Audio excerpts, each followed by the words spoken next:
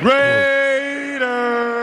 Oakland, LA, Oakland, Vegas, Raider Nation, wherever, forever! You got your old Uncle Mosh and Raiders Fan Radio from Murph's Man Cave, taking a lighter journey into the dark side.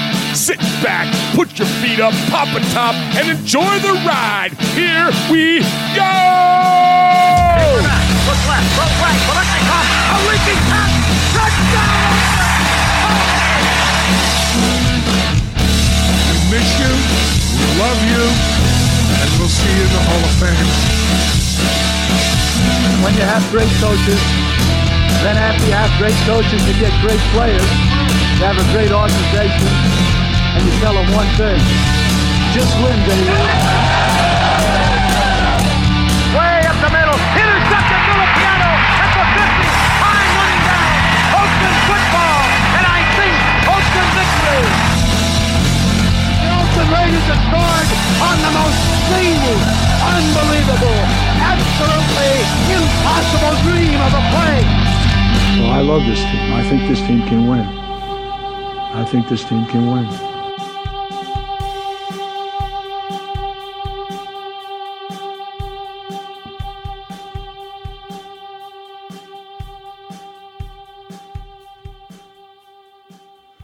What is up, Raider Nation? Your old buddy Murph back once again for what we hope to be another fantastic episode of Raiders Fan Radio. That's right, back here in Murph's Fan Cave. Your old buddy Murph for episode number 128. So appreciate those of you that are listening to us via podcast and those of you that are joining in on the YouTube channel. So you'll have to pardon me being a little subdued tonight. I'm just now getting my voice back. So I'm not whining. I'm just saying I might be getting my Barry White on a little bit. I might get a little bit gravelly still, so I'm going to try not to overdo it too much. So the heavy lifting will be done, of course, by the audio upcoming in the show, and as always, the disembodied voice of the one and only Uncle Mosh. I can't even get to his intro before he starts. Hold on, let me give you your camera. There you go. Go ahead. Welcome, Uncle Mosh.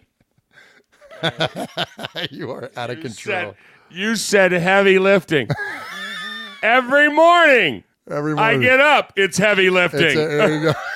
I had to do that. I had to interrupt you because as much fun as we had, and man, we had a lot of fun. Yeah, we did. We probably had more fun than we should have. We sure did. But I felt like I missed the radio. I missed the YouTubes. What did we do? Yeah. The podcast. The podcast. Yeah, this whole podcast thing. And I kind of got out of sync a little bit, you know. Yeah, it's kind of nice being back in the cave, man. Seriously, as much fun as we had, it's really good to be back in the cave. It's really good to be back here. I wish I could get it working. Well, it'll work over there. So you play with it and let me do this. Let me just get the show going. Do what you got to do. So okay? Welcome to Raiders Fan Radio. Appreciate y'all joining us. So for those of you that are new to the show, and there are many of you, and we get new listeners every week, but especially this past week, we saw quite a bit of a jump, and that's I guess because we met so many new people at the draft and met so many members of Raider Nation from all over the country and all over the world. And so thank you to those of you that are listening to us for the first time. So I'll give you a little bit of a background of us. And for you old school guys, everybody that's in the chat, you already know this stuff. But for anybody new, my name is Murph. I started this show with my cousin Sonny back in 2013. The show Raiders Fan Radio, and it's gone through a couple of different incarnations of Raider fandom. But that is exactly what we are. We are Raiders fans, and this is a Raiders fan show. We do it because we love it. We do it because we love the Raiders. And really for. Gosh, Mosh, I think you may have been co-hosting the show longer than even Sonny, than the original co-host of it now at this point. So Uncle Mosh has been co-hosting the show with me now for over a year, right? Oh, at least. Has it been over that long? Yeah. I feel like last summer maybe, or last early part of summer maybe. I think so. But you've been part of it from day one. I mean, I've been part of it. I did a lot of the voiceovers and commercials and made fun of you guys and you know, stuff like that. Yeah. Just had a blast with it, and just was kind of like that guy on the periphery, you know? And now you're just the Iffery. And now I'm just the... I don't know what that is, but... I don't know if I like that or not. But yeah, so... I don't know what an Iffery. I just meant you're more included. Yeah, so it's it's good to be here, and it's kind of funny that you talk about that. Like, as I think about it, I'm like, we haven't introduced ourselves in a long time. Not a long time. We just assume that, everybody just kind of, picks up with us. It's, assume that the iPhone world... Yeah, because they don't come with instructions. Thank God I'm a teacher, because I hand it to a kid and I go, here, make this work. Exactly. So Absolutely. we haven't given our instructions who we are, what we are, why we do what we do. Where does this whole Dago dungeon and all this stuff come from? So yeah. But you know what's really cool? What's that? The chat is so active. The chat is awesome. Shout them out, Mosh. Who you see in there? Chris Potts, Monster Mash Ken, what's up? Atticus be rockin', Bam Raider, Watts Raider, me, the whole bunch, Ron, of course. Ron the Materator, the guy that runs the show. Everybody's there. And of course, the overwhelming question to be had, and we're going to talk about that in a minute, is T-shirts. But you're going to get to that in a second. Yeah, we're going to get that in a second. So appreciate everybody joining us. And so, like I said, so it's me and Uncle Mosh here. We do this show just about every week. We do it from my fan cave.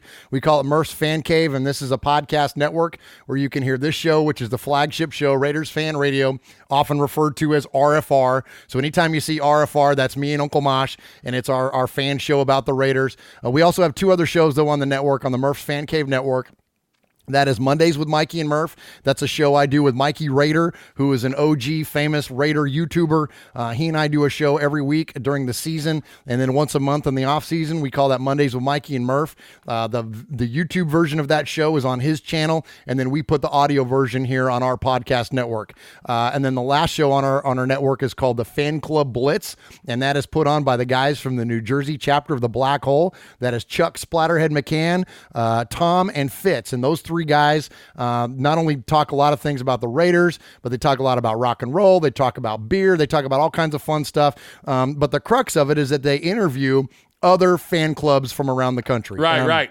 Mostly other Raider fan clubs, but occasionally we'll branch out to an opposing team or whatever. But those are the three things. Again, those guys are members of the New Jersey chapter of the Black Hole, who Uncle Mosh, even though he's never been in New Jersey, is a member of the New Jersey chapter of the Black Hole. But yeah, so those are our three shows. So that's what Murph's Fan Cave is. This, again, is the flagship show, Raiders Fan Radio, with Murph and Uncle Mosh. So appreciate all of you that are tuning in. So Uncle Mosh mentioned the chat. You can always see our show live on YouTube. That's youtube.com/Murph's Fan Cave.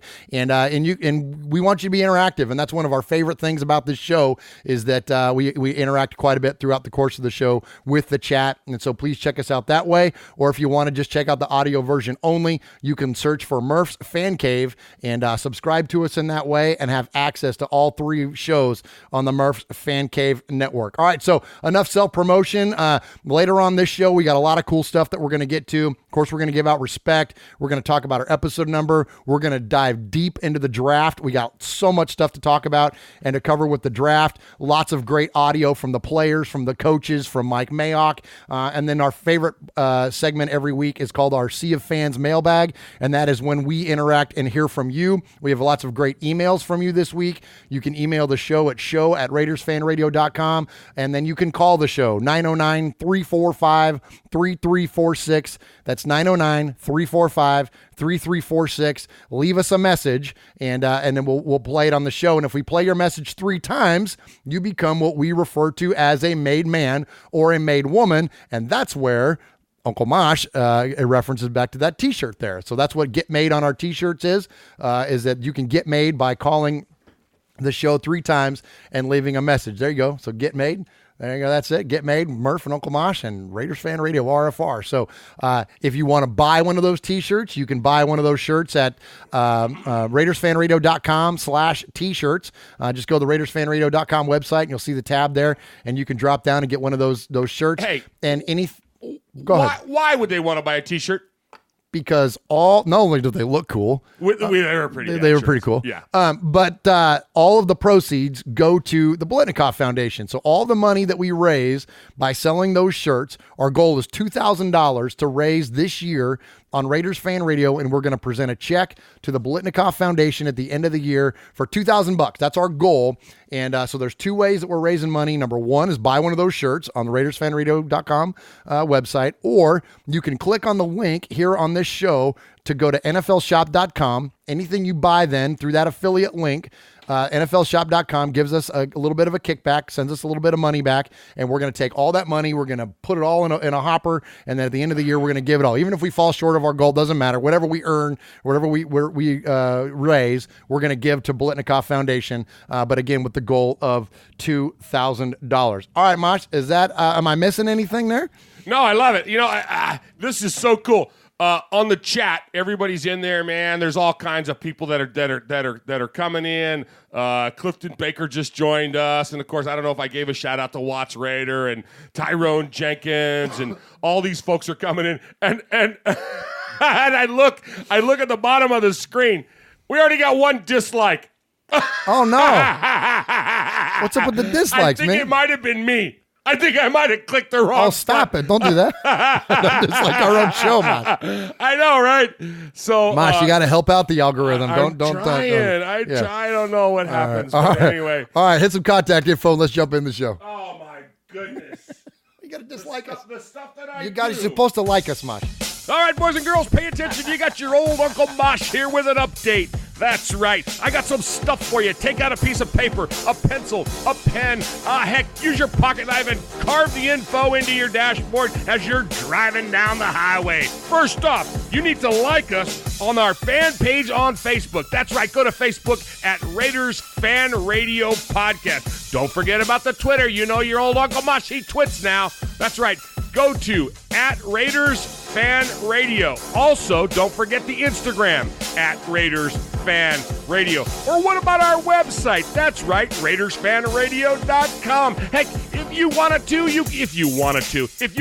you can even email us, show@RaidersFanRadio.com, or call us on the Raiders Fan Radio hotline, 909-345-3346. That's 909-345-3346. Don't forget Merv's Fan Cave on the YouTube, where you can get all the show links like the Fan Club Blitz with Splatterhead and Fitz. Find all our stuff on podcast providers like Stitcher, iTunes, and Google Play. All right, did I hit the time limit? Hey, so not a chance, Atticus. Atticus says, Mosh should do this ad live with the show. Ha ha. You know, the funny thing about that was a one-take Jake when I did that. It sure was. Uncle Mosh, we call him one-take Jake. He's famous for, we'll get these, scripts together for an ad or a promotion or whatever, and then we pass it to Uncle Mosh, man, and he'll nail it on the first take, man. We call him one-take Jake. I don't know if I could do it over and over again, but no. Yeah. You know who's really good at that? And this is our first segment here on the show. We're going to give respect.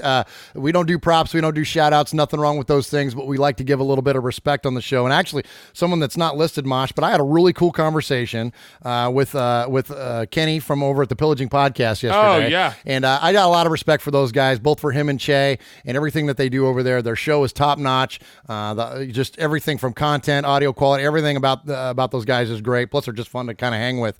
But Kenny does that. The top of their show is a live lead-in. Like, he does it live every time. And nice. And he's a machine, man. Like, every time I listen to their show, I always think that, like, maybe this was the time that he pre-recorded something, but it doesn't, man. He hits it live every time. So, anyways, much respect to those guys. We got some, I don't want to give away the farm here, but we got some things going on, Mosh, some cross-promotion stuff that we're working on, things I hadn't even talked to you about yet. It's just been so fresh, and some new show ideas that we got going on between the crews, man, between the pods, the Crow's Nest, which is the Crow's Nest Podcast Network, is their network. Between them and the Murph Fan Cave stuff, we kind of got some stuff going on. So a lot of synergy between our shows. To use a corporate term. And that's, it takes all the oars to keep the boat afloat. Absolutely. Absolutely. Speaking of boats, we got big shirts.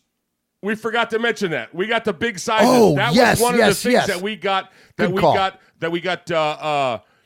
kind of zinged on last time we had shirts, is that I stopped at XXX, which meant I had to do the fat guy stretch every time I put the thing on. And those of you that are large, you know what that is. You put your arms in it and you go, and then you go, and then it fits. But now we got the 3s and the 4Xs. We got 3s and 4Xs. Yeah, so you big guys, man. So order everybody's away. cool. Yeah, I did no stretching on this one, and I feel good about it. Everybody except for you, Ruben. Don't order a shirt because I got one on your way because Ruben is the guy that hooked us up with that sign behind Mosh.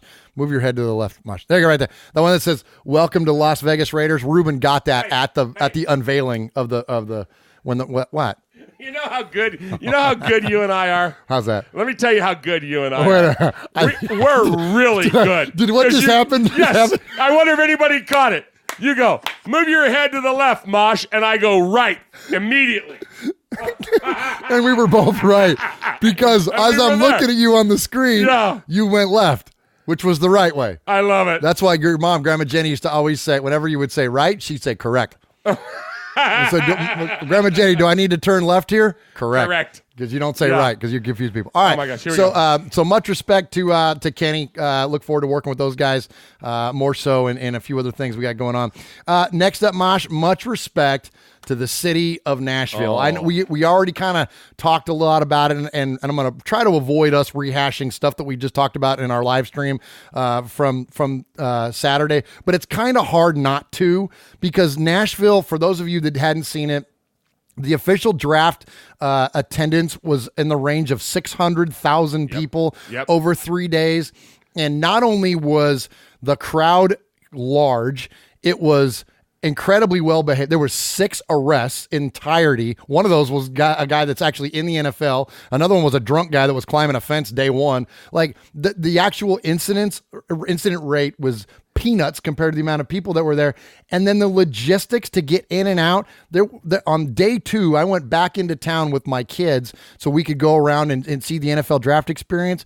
And between the time that we got to the outskirts of downtown, parked and in the middle of 200,000 people on that day, on that second day, was about 15 minutes. Like it was a dream. Unbelievable. It was so major kudos, major respect to the city of Nashville. Nashville, you rocked, man. And you know what? If there's another stadium to get built in Nashville, this city is gonna host a Super Bowl. It's that. Oh yeah. Period. End of story. Like it's shown. Number one, if it doesn't host a Super Bowl, it's definitely gonna host another draft. What people don't realize is that there were less arrests in that 3-day period than they would have normally. and not only did they have our 600,000 fans, but the Saturday morning before the draft, they had the Music City Marathon and marathon that had 30,000 runners. Unbelievable. So they had the runners, they ran away. We were from Broad Street up to 5th Avenue, and they started the run at 8th Avenue and backed them up going towards on Broad Street towards the river. So they were running away from where we were the other way, and they ran around Nashville, and they ended up in Nissan Stadium, which is where the whole NFL experience was at, and there was no issues. It was crazy. It was so cool. And then Saturday night, they had a concert at Bridgestone Arena, which is right in the middle of where the draft was. So there was, stuff didn't stop. Nashville didn't stop. Everything just coexisted. It was amazing. It was amazing. And for the Raiders to be as significant a part of this draft, for those of you that don't know, again, those of you new to the show, Mosh and I are originally from San Jose, California. We now live outside of Nashville, and we brought our Raider fandom with us. But the Raiders were, the team in this draft. Like it was, whether you agree with every pick or not or whatever, and we're going to get into all that here in a minute, but whether you agree, but the Raiders were the central team of this draft. It was Mayock's first draft. It was really Gruden's first big draft because he didn't have the influence of McKenzie or anything. That 3 picks in the first round, their movement early in the second round, like that. A lot of the draft hinged on what our Raiders did, and the fact that it happened down the road from now where we live. It was the biggest draft ever. It was the biggest event in the history of the city of Nashville, and it went off without a hitch. And we had a front row seat for it. I'm telling you, Raider Nation, it was glorious, man. Your move, Vegas. One of our good friends, Namone, down in Vegas. I put up a post on Twitter earlier this week, something that was like based on the attendance and whatever. And he wrote, and he sent back a GIF or GIF, whatever you pronounce it, of the Bellagio fountains. And he said, hold my beer. Like, okay, we got this next. Like Vegas. Nice. Hey, your move, Vegas. And you know what? We'll be there to see it. And I look forward to it. But you know what? Hey, you better accept that challenge, because I'm not kidding, man. Nashville pulled off the party of the century, man. It was amazing. It was freaking phenomenal. In terms of the NFL anyway. I mean, it was amazing. So anyways, so major props. And we had the largest by far, and it's inarguable. You can't. The Raider Nation was the largest impact crowd-wise of anybody. Yeah, the Cheeseheads were there. Yeah, there was a lot of Titan fans, obviously. Obviously that. But what was funny is there was a lot of Titans fans, because there's so many people that have transplanted to Nashville that a lot of the Titans fans were wearing their other jerseys.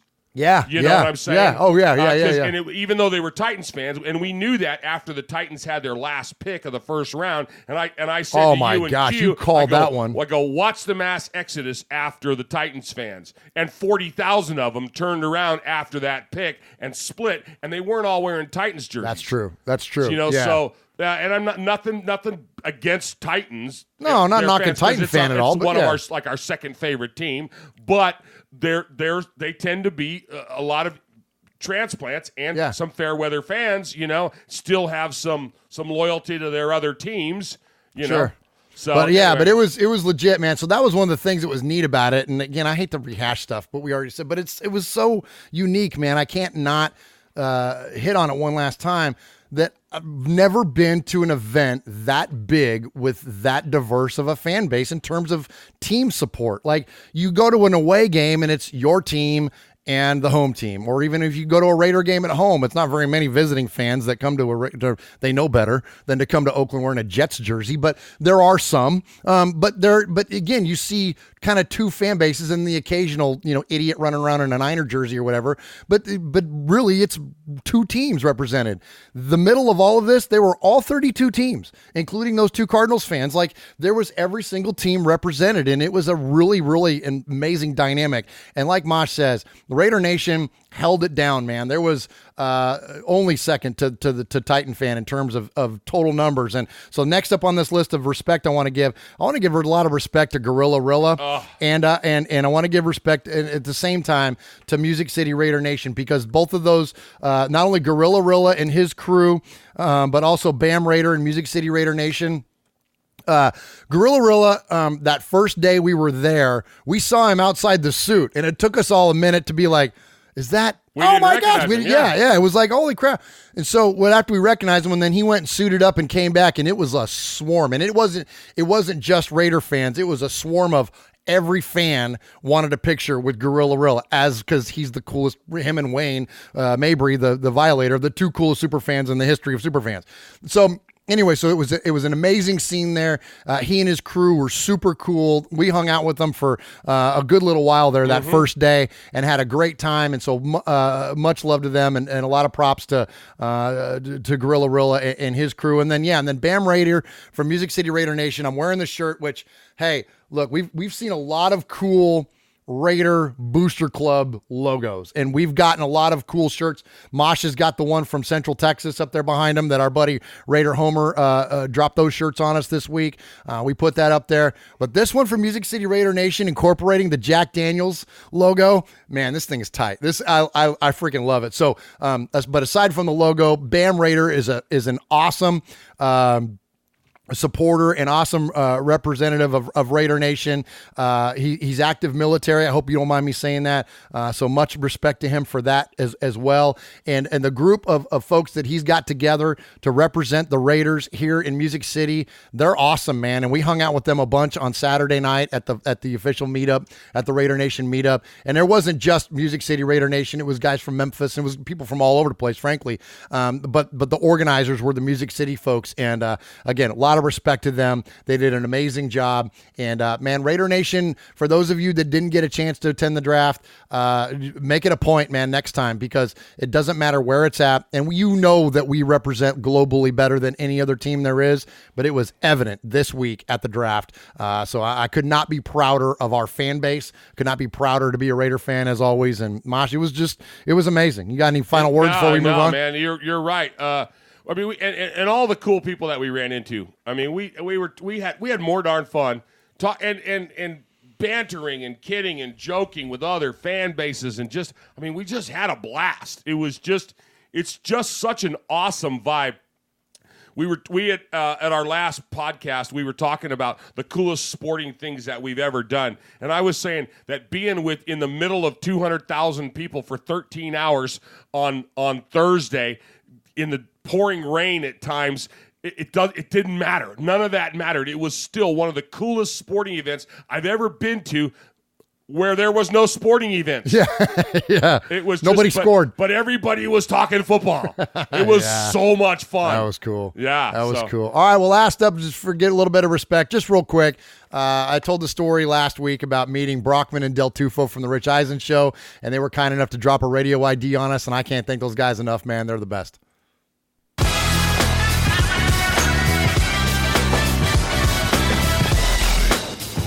Hey, what's up? It's Brockman from the Rich Eisen Show. And it's Del Tufo from the Rich Eisen Show. You're listening to Murph and Mosh on Raiders Fan Radio. Yes!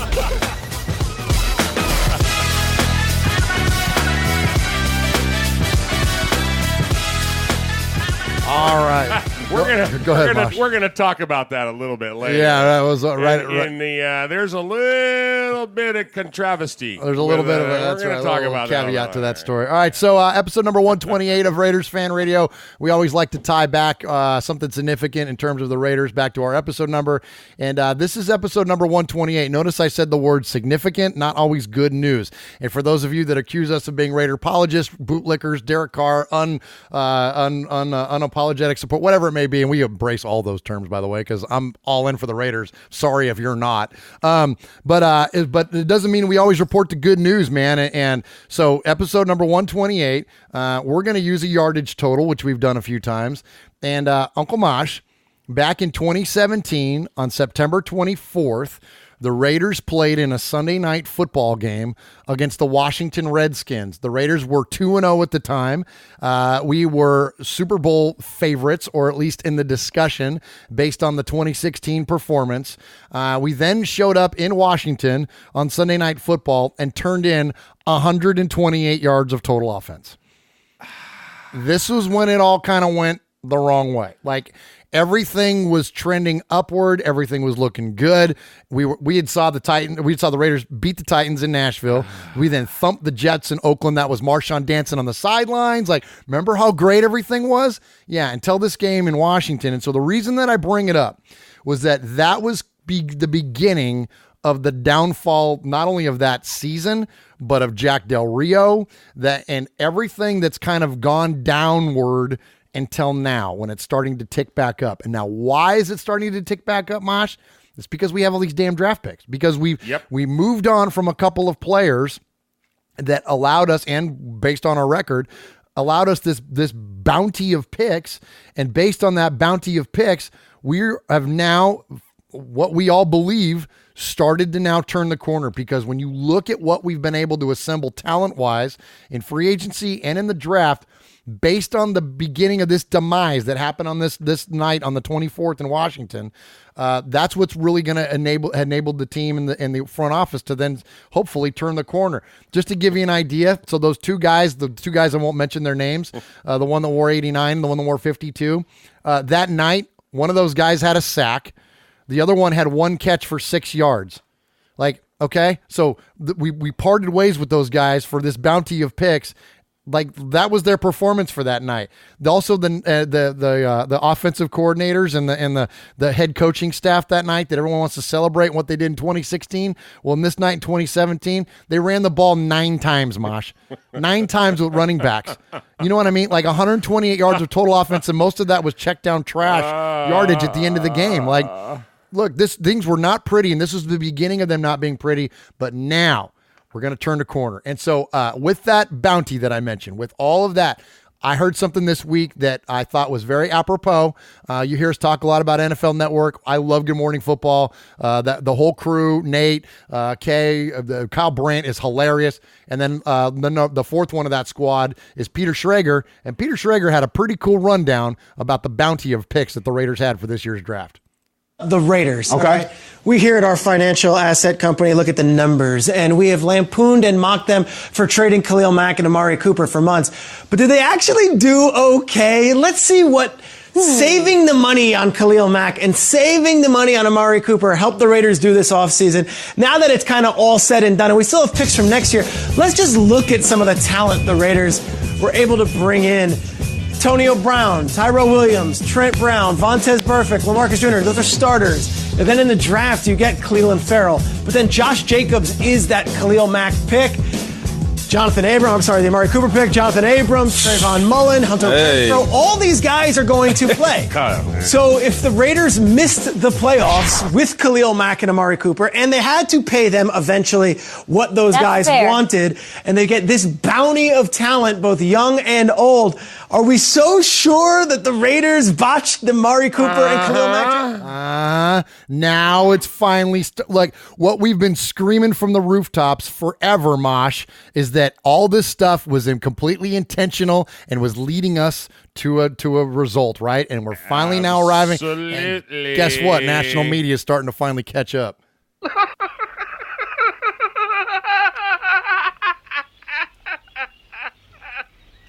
And now for something completely different. And of course, something completely different. I love it. Chris Rubio in the chat. Leave it to Murph to make a huge positive out of a nasty negative. Of course, because that's what we do. Not only that, but let me tell you something else. What you missed, Murph, and you're a number guy. We don't do math, but you're a number guy. Yeah. So what's the number? What's our episode? 128. 12 minus 8 is 4. Derek Carr, number 4. I'm a homer. There it is. This is the Derek Carr.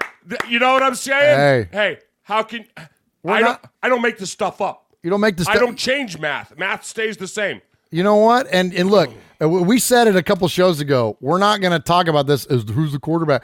If you don't think now, like, remember, so how many months now have we been telling you? Ignore all these haters. Ignore everything everybody's been saying about Derek Carr. We're not going to draft a quarterback. If we do, it'll be a late round at best. We didn't draft one at all. Like, we don't need him. We don't need him. Like, if this doesn't, I hope this experience for you, Raider Nation, has done at least this.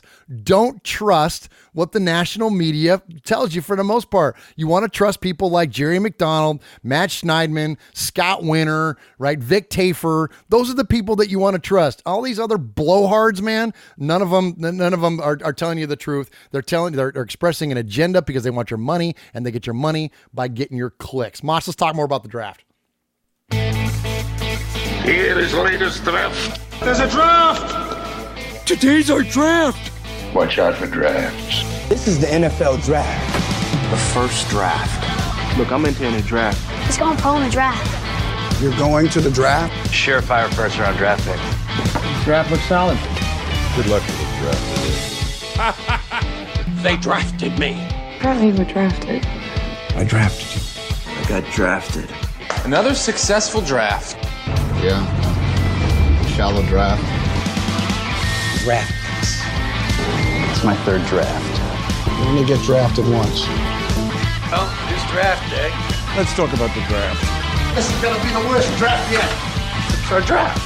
You drafted me in the first round. Number 1 draft choice, signed a big contract. Excellent draft. Nashville Day. Nashville Day. Nashville Day. right, so let's go ahead, Mark. Chris Potts is killing me. Okay. He's on today, buddy. Okay. He says, I find it funny how Mel Kiper mocked our first pick, then came out Monday when the draft was over, and he's got us winning the AFC West. It's funny how these knuckleheads start changing their tune, man. Oh. It's like, what's funny is that these guys, they don't have, and I've talked about this before, is that they don't have a vision for big picture because they're prisoners of moments and they're prisoners of recency because that's all they know because they're covering 32 teams or in a lot of these cases, they're covering multiple sports. So they're not locked into the Raiders every single day like you are, Raider Nation, like Mosh and I are, like everybody in our chat is. We're all locked into the Raiders. We know every time Derek Carr uploads a YouTube video or somebody attends a practice or makes a phone call or shows up, like we know about all this stuff because this is all that we're consuming. I can't tell you about what the freaking Buffalo Bills did yesterday. I don't know, but broke a table. Sorry. Somebody shotgunned a beer and ran into a bus. Like, you know what I mean? Like, you know what I'm saying? But like, I don't know what those teams are doing. I don't know because that's not what I follow. Well, you think about somebody like even like guys that I respect a lot, like Dan Patrick. He's got to cover everything. So what's he going to do? He's going to hit the low-hanging fruit, man. So that's why you can't trust what these guys are doing. It's not that they're not. It's not that they're incompetent. Murph, you already got the sizzler. Let's go. All right. So talk to me about the bounty. Thanks, Mike. Well, okay, let's talk about the bounty. I do want to shout out the chat though. Sonar River, Watts Raider, Freddie Chavez, Chris Rubio, as Mosh mentioned, Chris Potts, Raider Homer. Raider Homer, you rock, dude. It was great meeting you the other day. Joseph Morales, Joe Jackson, Freddie Chavez. I can't scroll up. I'm missing anybody there. Joe Duran, Watts Raider. I don't know if you said those. Awesome, man. Appreciate you guys joining us in the chat and always appreciate the interaction for sure. Keep it coming, please. Okay, so let's get into the bounty of picks. All right, so first off, and again, we're not going to hit too hard on the picks we already talked about, the ones that came in. Our live show last week was on Saturday, so we already knew rounds 1 and 2. Right, so we kind of really dove in on those. We're going to hit more so on the latter picks. But I think that it is important for us to at least revisit the Cleveland Farrell pick, or as Q Dog says, man, his name's Cleveland. So let's revisit the Cleveland Farrell. Look, the Raiders drafted a theme: high football IQ, high character, passion for the game. Like that's what they're looking for. That's the foundation which they're building on. And Farrell was their guy. Now the criticism is ultimately now has been, well, it's not so much that the Raiders took Farrell, it's where they took him. Well, if you're a suit on a TV show and you think that the Raiders took him too high, but if the Raiders have him graded out as that's their guy, then did they really? Because that's the guy that they wanted and that's the guy that they got, then who cares where they got him? And you know what else is funny too is that one of those guys that used to be a suit on one of those shows was Mike Mayock, and Mike Mayock's input last year would have been Cleveland Farrell's a top 5 pick. You know what I mean? So now we're getting real meta here, right? But my point to this is that, look, the criticism was, did they draft him too high? And everybody said, well, they should have traded back. Well, I'm one of those guys. And we all talked about that if it wasn't going to be Josh Allen, that we wanted the Raiders to drop back. But the Raiders didn't have an opportunity to drop back. You have to have a dance partner. You have to have somebody that wants to trade with you. And look, if the surprise of the draft, it leaked out, remember, that the Raiders were going to make a surprise pick. Maybe that came from one of them scouts that got sent home. Yep. And because they were reported as making a surprise pick, maybe that took away their ability to make a move to move back. Now you want to know why they sent the scouts home? It's not because of dysfunction. It's because maybe somebody freaking tipped their hand a little bit and it pissed them off. And I don't blame them. They should have sent them fools home. Yep. But anyways, look, Farrell was the guy. He was their guy. Where are they drafting him? We're all going to forget about it if he goes out and gets 10 sacks this year. No one's going to give a almost dropped a bad word. No one's going to give a crap where he was drafted if he does that. But anyway, so let's listen to Mike Mayock on, of course, we're loosely affiliated now with the Rich Eisen Show, Mosh. I don't know if you knew that. Yeah, we got the connection. We got the connection. So let's listen to Mike Mayock on the Rich Eisen Show talking about Cleveland Farrell. What'd you like about Farrell, Cleveland Farrell, that you chose him above all the others that you could have had right there? Yeah, for us, he's a 3-down player, and we felt like some of the top edge guys may not be ready yet to set a physical edge, and As far as the football piece of it, he fits our scheme. He's a 3-down defensive end. He sets a physical edge, and he's got big sack production. If you want to take a shot at him, do you say, is he as athletic as some of the other kids? Maybe not. He didn't run a 40. Don't know what he ran. At the end of the day, were we open to moving down, knowing we could still get him? Absolutely. But that didn't materialize.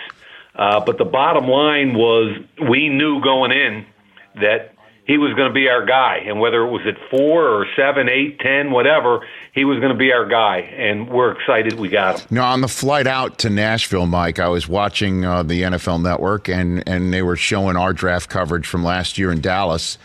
And the Browns are on the clock, and I throw to you, and the first thing you say is that you're looking forward to hearing who this person is for many reasons from the Browns, but it's John Dorsey's first pick as the general manager there, and as a first pick of a general manager, you need to set a tone. And then you started describing what that means for a first-time general manager, and I as soon as I saw all the producers there that you know so well, I'm like, we got to pull that sound, because this is Mike Mayock talking about what a general manager is going to do first time out, and you had that selection in Farrell. How has that kid fit that soliloquy that you gave last year about a first-time GM setting the stage?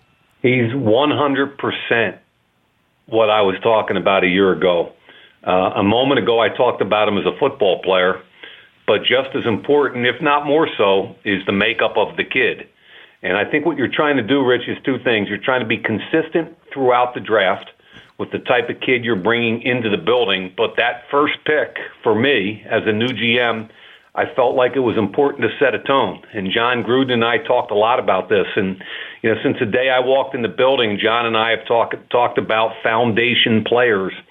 And to me, foundation is defined as talent and character. And underneath character has to be a high football passion, a love of the game. And that's where Farrell stood out on top of Clelin Ferrell, the football player. He's a leader. He was one of, I think, 9 kids. His father had passed when he was 13. He had been through adversity. When you talk to the Clemson players that won that national championship, and we talked to a bunch of them, obviously. Yes. we asked who was the leader of that defense.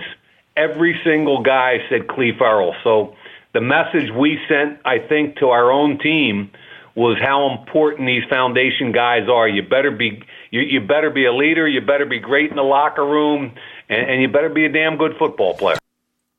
Man, you can't build anything. I don't care if it's freaking Legos or a football team. You can't do it without a foundation. Absolutely. And if you got a foundation of guys, young men with passion and character that people on their national championship winning team look up to, the Ted Hendricks award winning guy. What? Yeah, right. I'm sorry. We laughed and we kidded, you and I and Q, about how I was excited about the pick, and I was talking you guys off the ledge, and I'm like, no, man, you don't get national recognition like the Hendricks Award for being a slouch. Yeah, this point. guy's a stud, and he's going to prove he's a stud.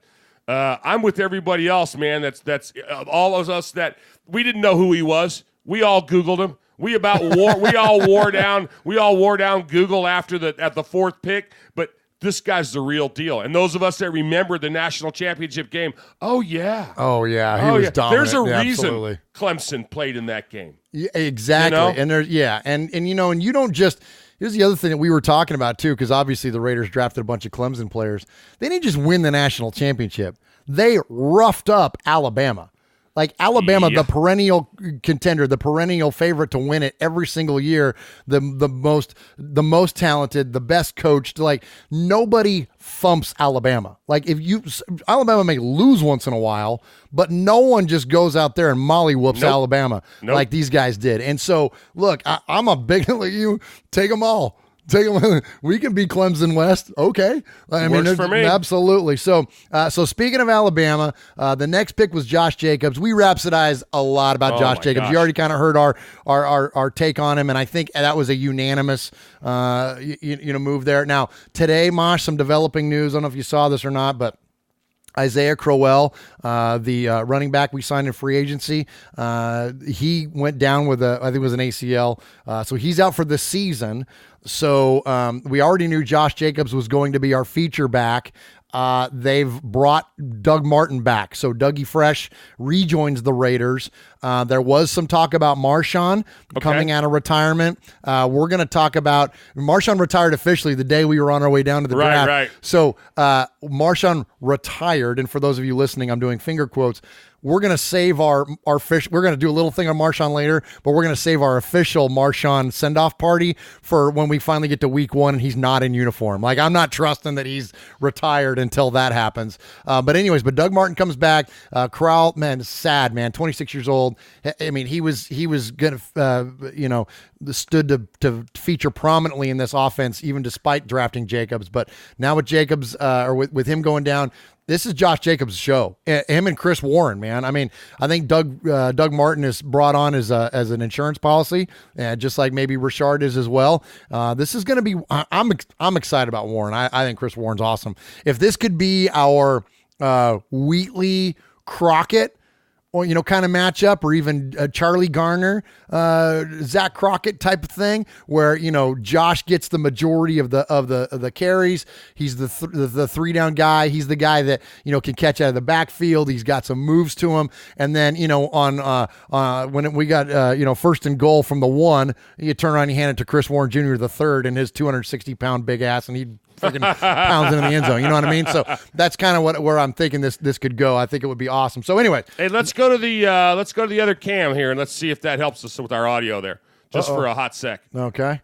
They said the chat saying that when we go to your cam, how's my guys?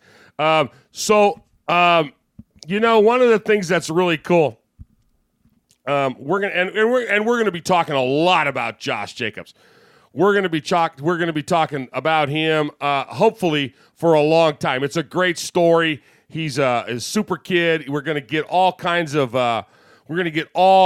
excitement about that. It's going to be a whole nother game, so to speak, this year, and I'm fired up about it. But I'm really fired up about J.J. Abrams. I didn't know that he was coming from movies to play ball. I didn't even know he had any eligibility left. This is a guy from Star Wars and Lost and Star Trek. Mosh. Yeah? Mosh. It's not J.J. Abrams. It's Jonathan Abram. Oh. Never mind.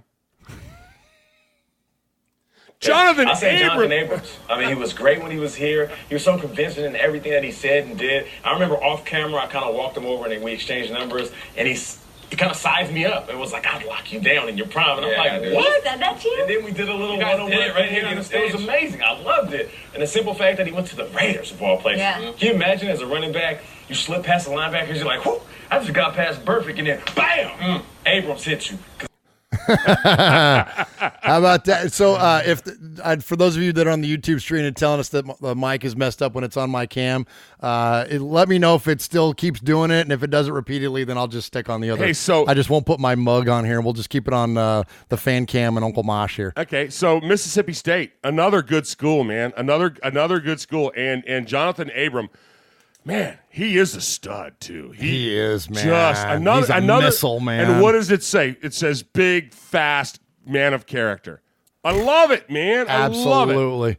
Absolutely. So great stuff there. So I'm excited about that one. I know you are too, Mosh. And we talked a lot about the Raiders kind of return to glory at the safety spot. All right, it says he's still doing it there. So all right, we'll just go from the fan cam then, and between Juan Monty and then Uncle Mosh, of course. All right, so we go back to Clemson for in the second round, Mosh, for pick number 40 overall, and we pull Trayvon Mullen out of Clemson, which is great. Again, talking about that national championship game, he he had an interception in that game, picked off Tua, and so that was awesome. The next one that I'm excited about, though, Mosh, is somebody that we didn't talk about at the live stream because we were on the air during this pick, and that is Max Crosby, defensive end out of Eastern Michigan. So this is the fourth pick in the fourth round. Now, this guy, Mosh, is quick. He's got crazy fast hands. He's got a relentless motor, high motor guy, to use a scouting term there. The guy is freaking awesome. And also, he sounds like he's a little bit of a personality. He sounds great on the phone. And so what we did during the draft, when we covered the first picks, Raiders.com this year did a really cool thing where they played the call. They played the phone call from Gruden and Mayock to the players when they got picked. And some of this is gold, man. And the one where they called Max Crosby is fantastic. And here's how it went. Hello? Yes, Max there. Yes, sir. Hey, Max, this is John Gruden with the Oakland Raiders. How's it going? It's going great, Coach. Hey, I got to get after Mahomes, man. We got to get after Phillip Rivers, man. This is a tough division. Are you that guy number 92 that's raising hell? Yes, sir. I'm ready. Yes, will you come out? Hey, will you come out here? Yes, sir. I'm ready. I'm ready. I'm the guy. I promise. All right, great. I'm going to turn the card in. I'm going to make you an Oakland Raider, and I want you to help me now. We got Cleveland Farrell in the first round. I'm getting Mad Max Crosby in the fourth round. And I'm expecting you to come in here and lead the league in effort, brother. Yes, sir. You already know. But, hey, congratulations. It's a great day for you. We cannot wait to meet you and get you rolling here, man. Thank you so much, Coach. All right, brother. I'm going to put Mike Mayock, our general manager, on. This is a great day for us. We have a strong feeling that you're one of the best sleepers in football, man. So enjoy the day, and here's Mike Mayock. Congratulations, Max. Thank you so much. Yes, sir. Yo, Mad Max, what's happening, man? Mike Mayock. Mr. Mayock, nice to talk to you. Yes, sir. I'm so excited. Dude, I've been watching your tape all fall. I've been grabbing Gruden and yelling at him about Mad Max Crosby. Okay? I got one job for you in addition to being the best you can be. I'll tell you right now, John Gruden's son is named Deuce Gruden. And he's our strength coach, and he's a international powerlifting champion. He's the strongest sucker I've ever been around. Yes, sir. Okay? I'm going to put you next to him, and you're going to work your ass off. Do you promise me? Hey, Coach, I promise. I promise. Because you got to get stronger, right? I know, I do. You know that, right? You got to set a physical edge, and nothing will stop you once you get more powerful. You feel me? Yes, sir. All right, dude. All right. So my favorite part of that is at the end when Mayock drops. You feel me? Yeah. I love that. So what do you think, Mosh? The Mad Max Crosby pick. I just love. We're gonna have somebody named Mad Max. I know, right? Patrolling out there. Come on. I'm telling you. And if J.J. Abrams directs the next Mad Max movie, it's going to come full circle. And yeah, I'm telling you. It's just, no, but we need that. We need that. You know what? I like the guy. You got somebody that's young. He's hungry. And look, he's a developmental player, right? You heard it right there. They're going to match him up with Deuce Gruden. They're going to expect him to get stronger. And that's going to take some time. But, he's got the other physical traits and the other physical gifts that, you can get stronger. That's easy. Anybody can get stronger. You just got to put the work in. Yeah. The natural talent, the natural ability, the God-given ability, that's already there. And the motor is there. The want to is there. That's the stuff that you can't coach and you can't, you know what I mean? You can't work out your heart. You either got some dog in you or you don't. You don't. You know what I mean? Yeah. And so he's got it. And so I'm excited about him. So, all right, next up, we're going to go to Houston, where cornerback Isaiah Johnson is drafted out of Houston. So last time we drafted a Houston cornerback, it was in the first round. It was DJ Hayden. So hopefully this one's going to work out a little better. And this is cool. So not only did the Raiders put out there when these players got the calls, but also the players put out messages to Raider Nation. And so let's hear from Isaiah Johnson. What's up, Raider Nation? It's your boy Isaiah Johnson checking in live. Just here to tell y'all I'm excited to be an Oakland Raider. Can't wait to meet the team. Can't wait to be in the city. Can't wait to get to work. It's time to get to it. Let's get these wins. Just win, baby. All right. Hey, He's okay in my book. He knows it's just win, baby. It's just win, baby. Yeah. That's it. Somebody did their homework. Somebody did their homework. Right on. Yeah. So that was cool. So, welcome, Isaiah. And all right, next up, Mosh, is round 4. We pick with the 35, pick 35 of round 4, 137 overall. We get Foster Moreau, who's a tight end out of Louisiana State, and known to be a blocking tight end. So I think there's a couple things here. One is that one of the criticisms of the Raiders was they didn't actively seek out someone to replace Jared Cook. So as prolific as Jared Cook was in our offense, there's nobody that's been drafted nor signed in free agency that's going to rival his athleticism and pass catching ability and production on offense. So here's what I think on that. Is that I think there's going to be a lot said for Darren Waller. I think Darren Waller has the athletic makeup and the playmaking ability to fit that role. So I think that it's not that the Raiders didn't address it. I think that they've already got somebody in-house that they really like. And I know he didn't play much last year, but when you look at when he did last year, Raider Nation, Waller can – I don't want to rhyme here, but Waller's a baller, man. Like, the guy can play. He's big. He's fast. He's got good hands. Like, that's your pass-catching tight end for this year. Plus, the reliance on the tight end is going to be much less than it was. Last year, Jared Cook was the best offensive player we had in terms of pass catching. Well, now guess what? Josh Jacobs can catch the ball out of the backfield. Oh, yeah, we got the best wide receiver in football. Oh, yeah, we got Tyrell Williams, who, when is a featured wide receiver, can catch over 1,000 yards in a season. Oh, yeah, we got J.J. Nelson, who can blow the top off of a defense. Oh, yeah, we just drafted somebody else here in a minute we're going to talk about. Like, there's a lot more weapons going on. We don't need somebody like Jared Cook anymore. Last year we needed him. Yeah. And it still wasn't enough, right? And we got Foster Moreau. He's 6'6", 256 pounds, and he's going to be 22 next week. This big dude, man. This guy has got a long career ahead of him, and what a stud. Yeah. Yeah. Absolutely. What a great pick. What a great pick. Now look. The only criticism that I have of Foster Moreau is this. Mosh, we're not talking personality plus here. God bless him. I'm sure he's a nice kid. And we actually met him at the Senior Bowl and would love to talk to him here on the show. But his call from Coach was like, "Hey, Coach, thank you. Glad to be a Raider. See you at camp." Like, it was not really, so in terms of audio dynamic, not a ton going on. No, but he's like, "Hey, let me get on the field. Let me show you what 6'6", 256 can do." Bingo. Absolutely. Good call there. All right. So, but personality plus though, and this is one that I'm kind of fired up about.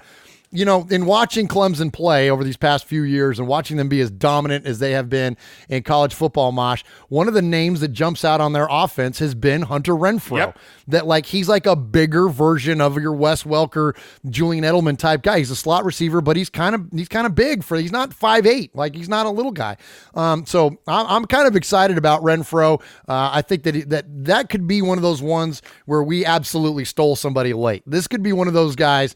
Granted, you're talking like sixth round, like or fifth round, like Brady kind of a guy. Yeah, well, I mean, he was number 149 overall, so he's the 11th pick in the 5th round, man, like that for a national champion. And look, not only is he a national champion, but this is a guy that featured prominently in their offense for like numerous years. It wasn't like he just had like one good year. So I think this guy is going to be great, man. Now, I don't know what the intangibles are. What was it on film that didn't show up and represent to the scouts in terms of what they look for and why he got drafted so low? But all I know is this is, as a fan, when you turn on a Clemson game and they're winning championships and winning in the ACC and winning all.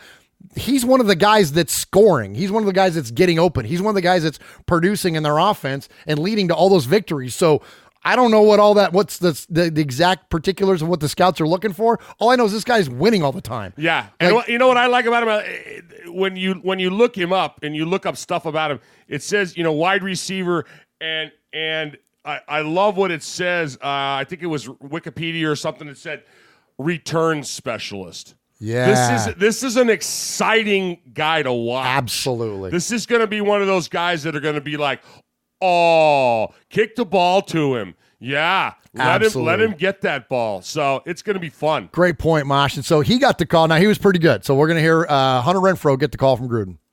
Hey, Hunter. Hey. This is John Gruden with the Oakland Raiders. How you doing, man? Good. How are you doing? Hey, we just made a trade in the draft. We're going to make you a Raider. You fired up about that? I'm fired up. Clemson. I like it. That's great, man. We're killing it at Clemson, man. We're going to bring in Dabo Sweeney next. I like it. Listen, I've been tracking you since before the national championship game a couple years ago when Alabama couldn't cover you. You remember that night? I remember that night pretty well. Yeah, so we've been tracking you really closely. We love watching the way you ran routes at the Senior Bowl. We love who you are as a person. You fit so much the culture we're trying to develop. So I just want you to come in and be you. All right? I will. Yes, sir. All right, just come in there and be you. And Mosh, so we got a double on this one. Not only did we have the call from Mayock and Gruden, but also he shouts out Raider Nation. What's up, Raider Nation? This is Hunter Renfro.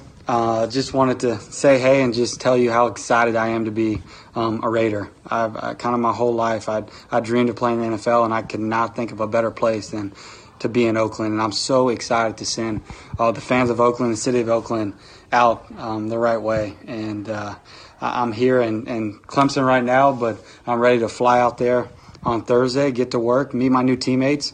And for me, it's all about the people. And I'm so looking forward to meeting the coaching staff and meeting my teammates and just really just getting to work and valuing each other and just really building a team that's built to last and building a team that is going to be ready for the moment and ready to take on whatever this season throws. And I just can't thank y'all enough for kind of accepting me into Raider Nation and just ready to go. So let's do it. Heck yeah, we accepted you, buddy. Welcome to the Silver and Black, Hunter Renfro. All right, Mosh, I got one more for you. Let's see. So we are now into the 7th round, and with the number 16th pick, number 230 overall, the Raiders draft defensive end out of Prairie View, Quentin Bell. Now, here I got a couple fun things for you on this. So they have this thing on NFL Network, Mosh, where they call it Stump the Truck.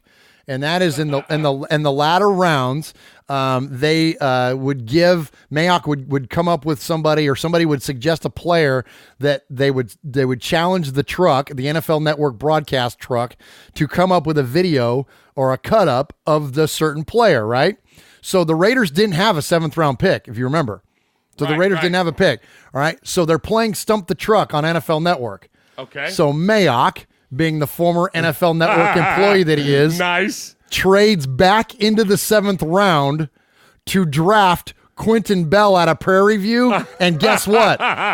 He stumped the freaking truck. Oh, and that the only reason that they did all that was to stump the truck. And so Eisen on the live and I wish I had the audio. I don't have it preloaded, but on the audio or in the show, Eisen is like, Mayock, you just went next level. He just went and traded back at just to play, stump the truck, and frickin' stumped him. Okay, so not only does he do that, does that happen, but then Quentin Bell ends up, he's a pretty good kid, and he nails the message to Raider Nation.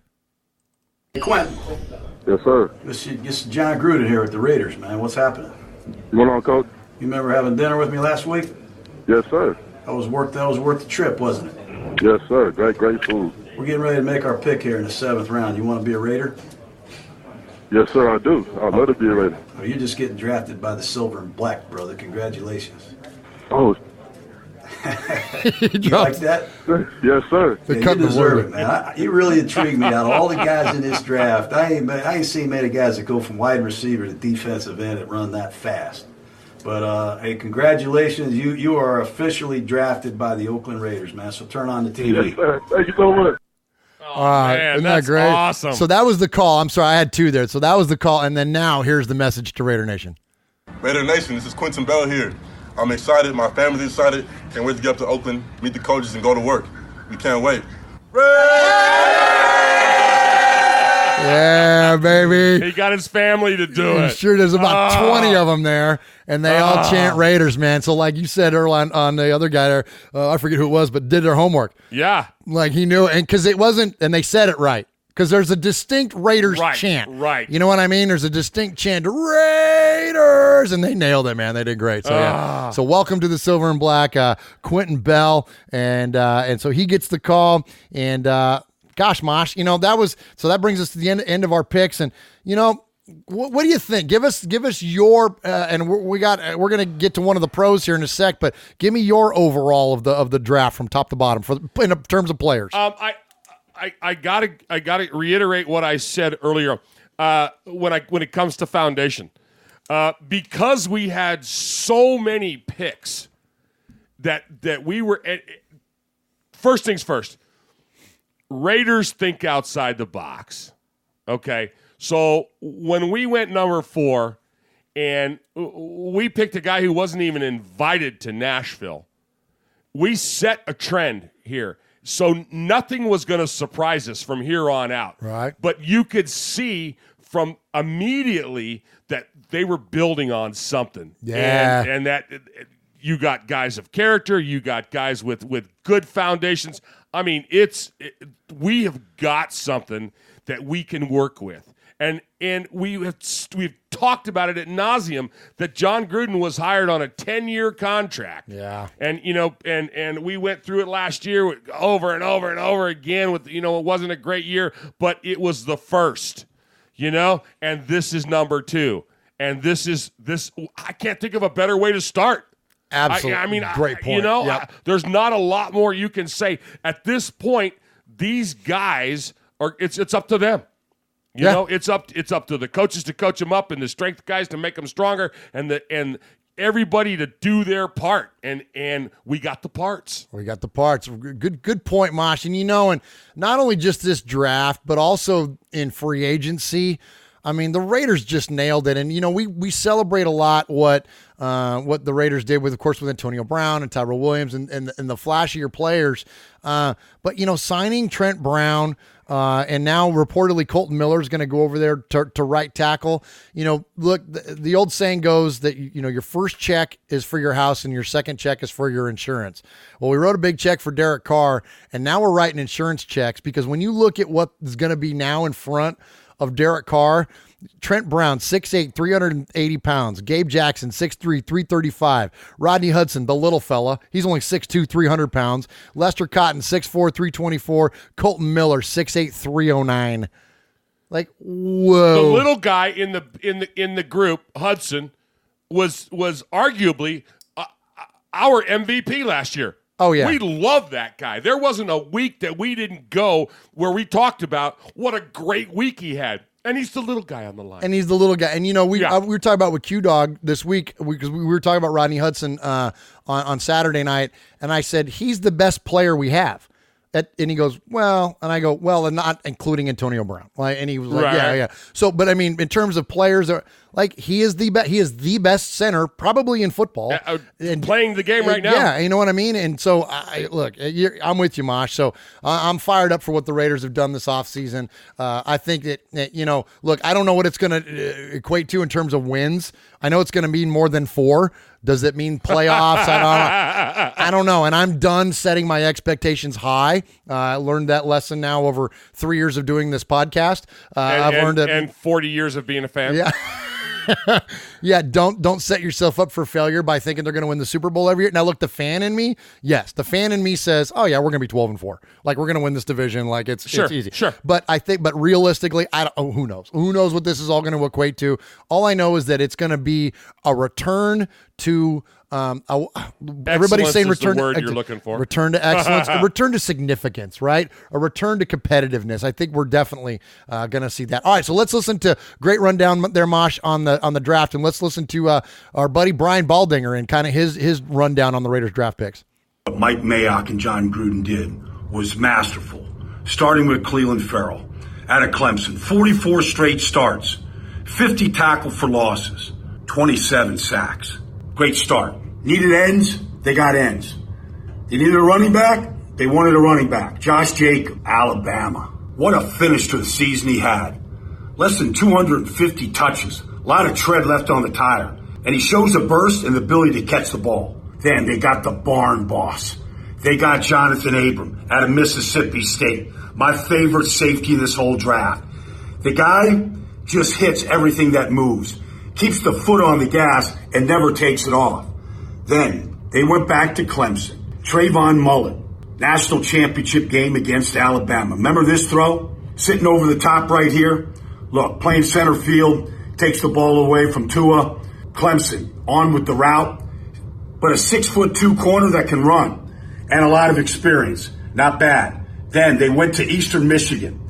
They got Max Crosby right here.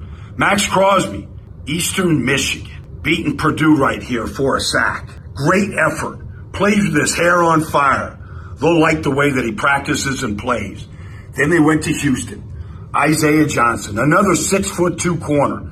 Look at it, gets his hands on the receiver against Temple. Stays on the upfield shoulder. Never allows separation to happen. And then when the ball's in the air, is able to use those long arms to deflect the ball. A lot of people liked Isaiah Johnson. Then they went and got themselves a blocking tight end. Foster Moreau, LSU.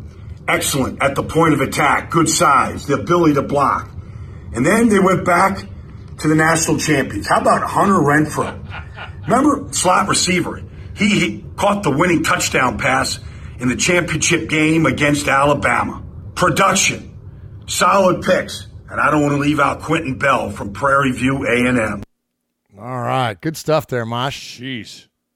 He All right. nailed it. Yeah, good rundown from Brian Baldinger. If you don't follow him on Twitter, do so. Baldy's Breakdowns. It's awesome. All right, so Mosh, so all this wonderful, news for us as Raider fans, all these, I don't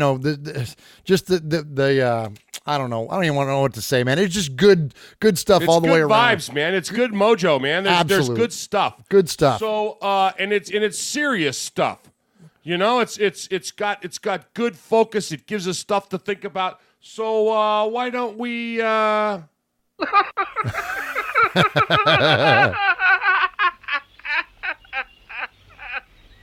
now for something completely different. It almost didn't happen. All of that could have come crashing down. For a joke.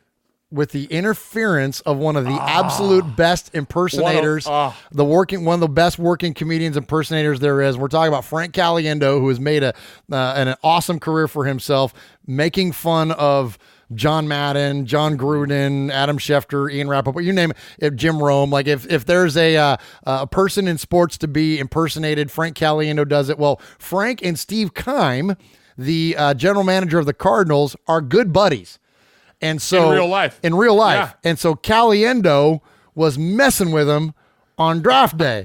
And he was messing with him as John Gruden and almost mucked up the soup a little bit, because when you hear this audio, and this is coming from the Dan Patrick Show, Mosh, he is dead on Gruden. It's like his Gruden is almost a voice replica more so than it is an impression at times. It's fantastic. So let's listen to that.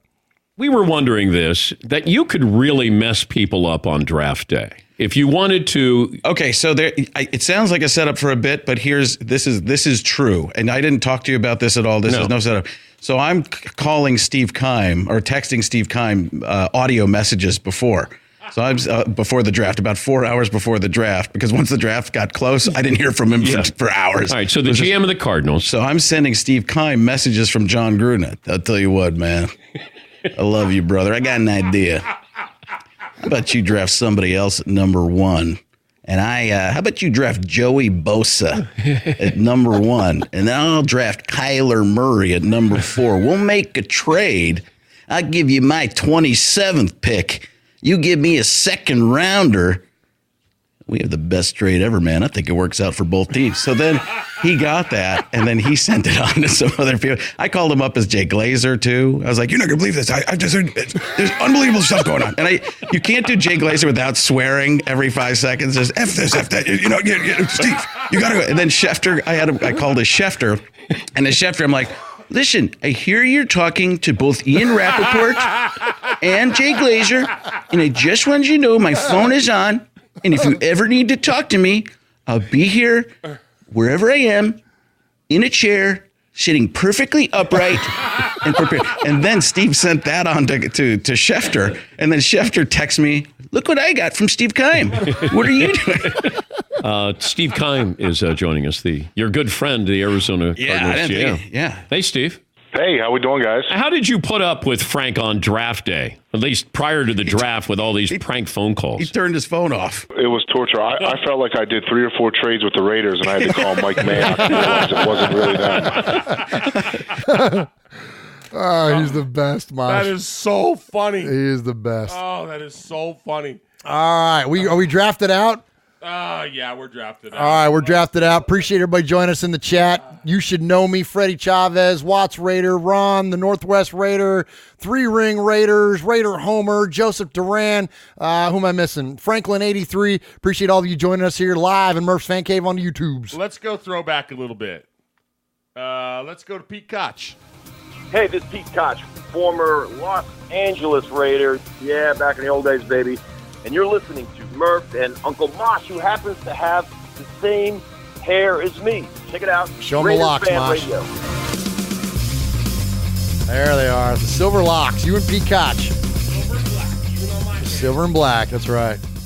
At your roots, literally. Yeah. Yeah. I like it.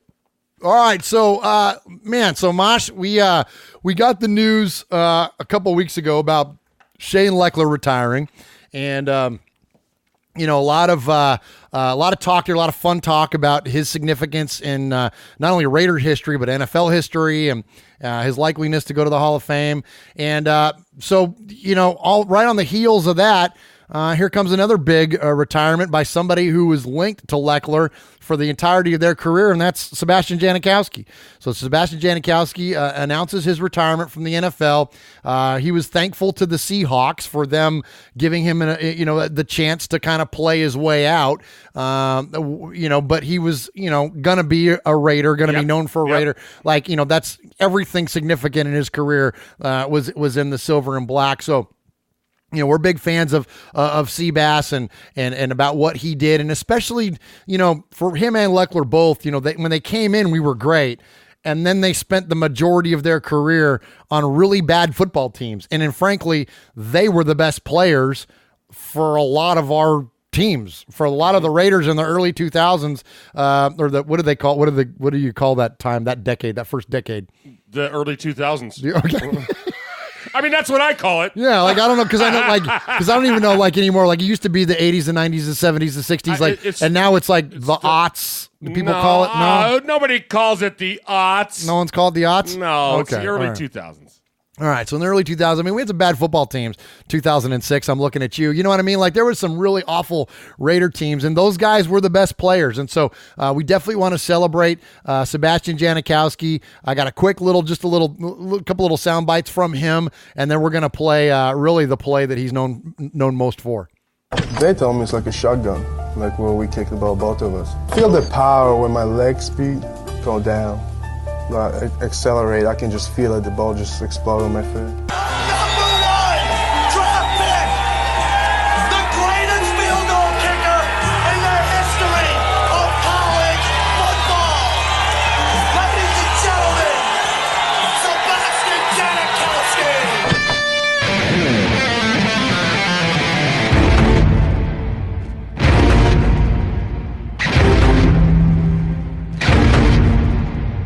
There's no pressure. I don't feel any pressure. Just kicking the ball. It's not that hard. I love that he says it's not that hard. Yeah. Now when you can kick it 70 yards. Hey, in the chat there, Watts Raider said, and then Marcel Reese. Look, I don't think I need to tell anybody my fandom of Marcel Reese. I'm with you. He was one of the best players on the team by far and most underutilized. And so I didn't overlook Marcel. I promise you, he's one of my all-time favorites. But in terms of league significance, and absolutely it was the two kickers. But anyways, all right. So let's listen to the play. This is in Denver. When was that, Mosh? You remember what? It was in the second decade of the new millennium. The second decade. So 2011, which is the same year that Leckler had his 80-yard punt and also threw a touchdown pass to Kevin Boss. Right. 2011 was the same year that our buddy Seabass kicked a 63-yarder. And this is going to be a 63-yard field goal attempt, which would match the longest in NFL history. Sebastian Janikowski from 63 kick's on the way. It is good. He got it. Wow. NFL history tied here in Denver. Suck it, donkeys.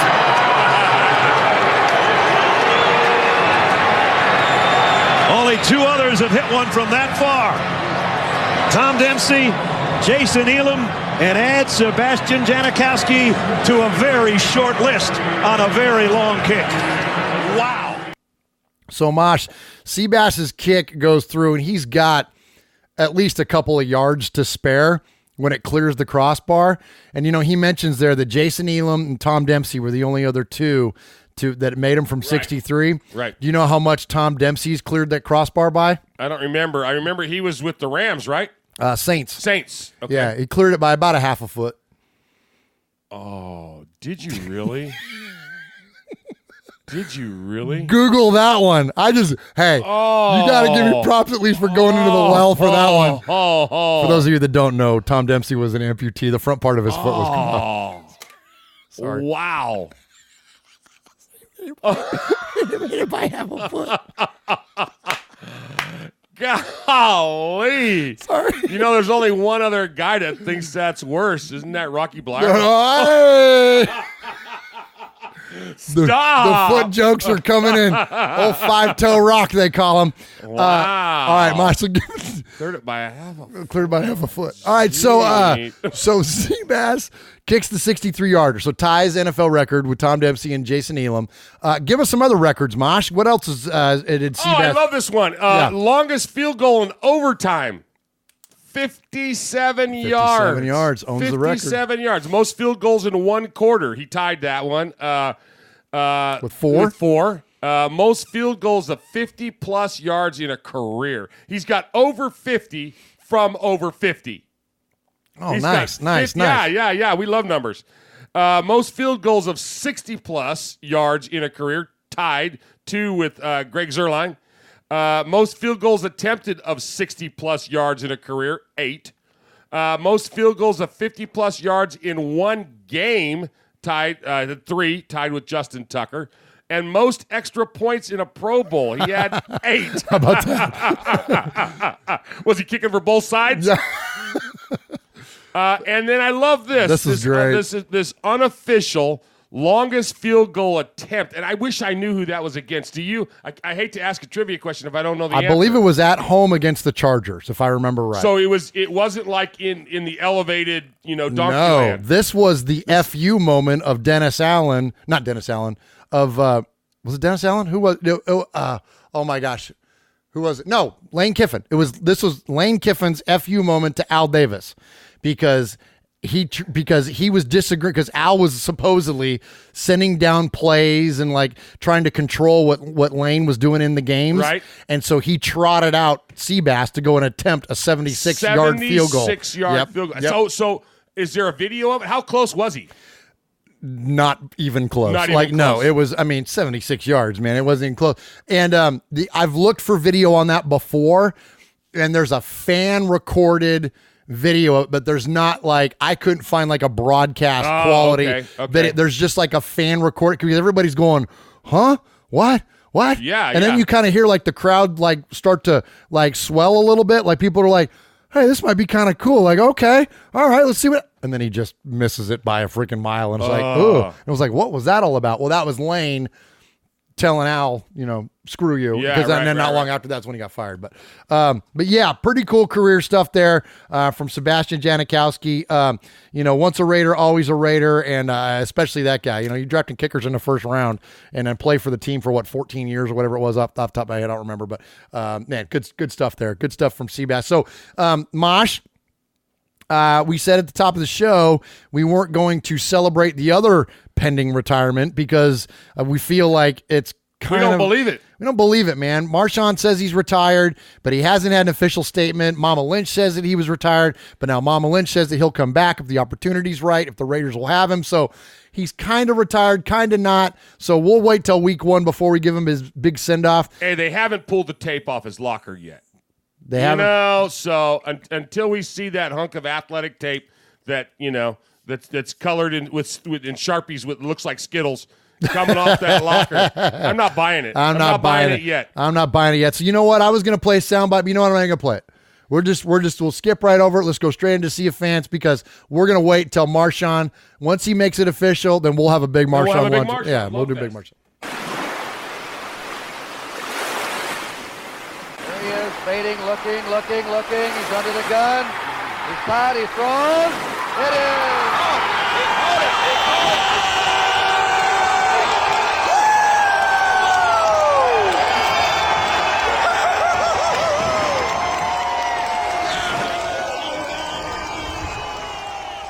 So we're going to jump right into the Sea of Fans mailbag. You know, Sea of Fans mailbag for you and I. It's always the highlight of our show. You know, we love hearing from the fans. We that's what we're all about.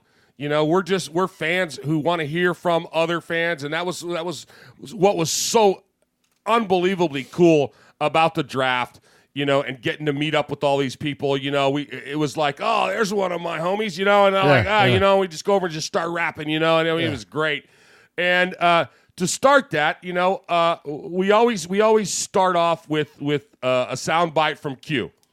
Well, Q spent 4 days with us, and I don't know that he had any more words to say to us. No, he had enough of Murph and Mosh for 3 days. But when he got home, he sent me a text and he says, man, he says, Mosh, he says, I'm surprised there's a show tonight. I had to work late. You know, he had to hire new people because the ones that he left in charge weren't no good. Oh, okay. Okay. So Q's got to take care of real business. All right. Couldn't make it tonight, but he did send a message. And first and foremost, he says, salutations to all of Raider Nation, and he hopes everybody is as fired up as he is. And then he goes on to say his message. And I wish I could do a Q-Dog voice, but I don't have it. He's the only one that's coolest, got it. Man. Yeah, He's the coolest. Anyway, from your capo, greetings, Murph, Uncle Mosh, Sonny, Little Murph Nation. This is a half-axed text message from the great state of Texas. Like many Raiders fans, I reacted poorly to the 6th pick in the first round of the 2019 NFL draft. I'm sure he meant fourth. He's probably talking to texters. If you've ever seen Q's fingers, they're like mine. Yeah, and the 4 and the 6 are really close. Yeah. However, upon further review, I have come to realize that Baby Clellan is the best fit for our 4-3 scheme. I give the Raiders a B+ for our draft effort. Time will tell.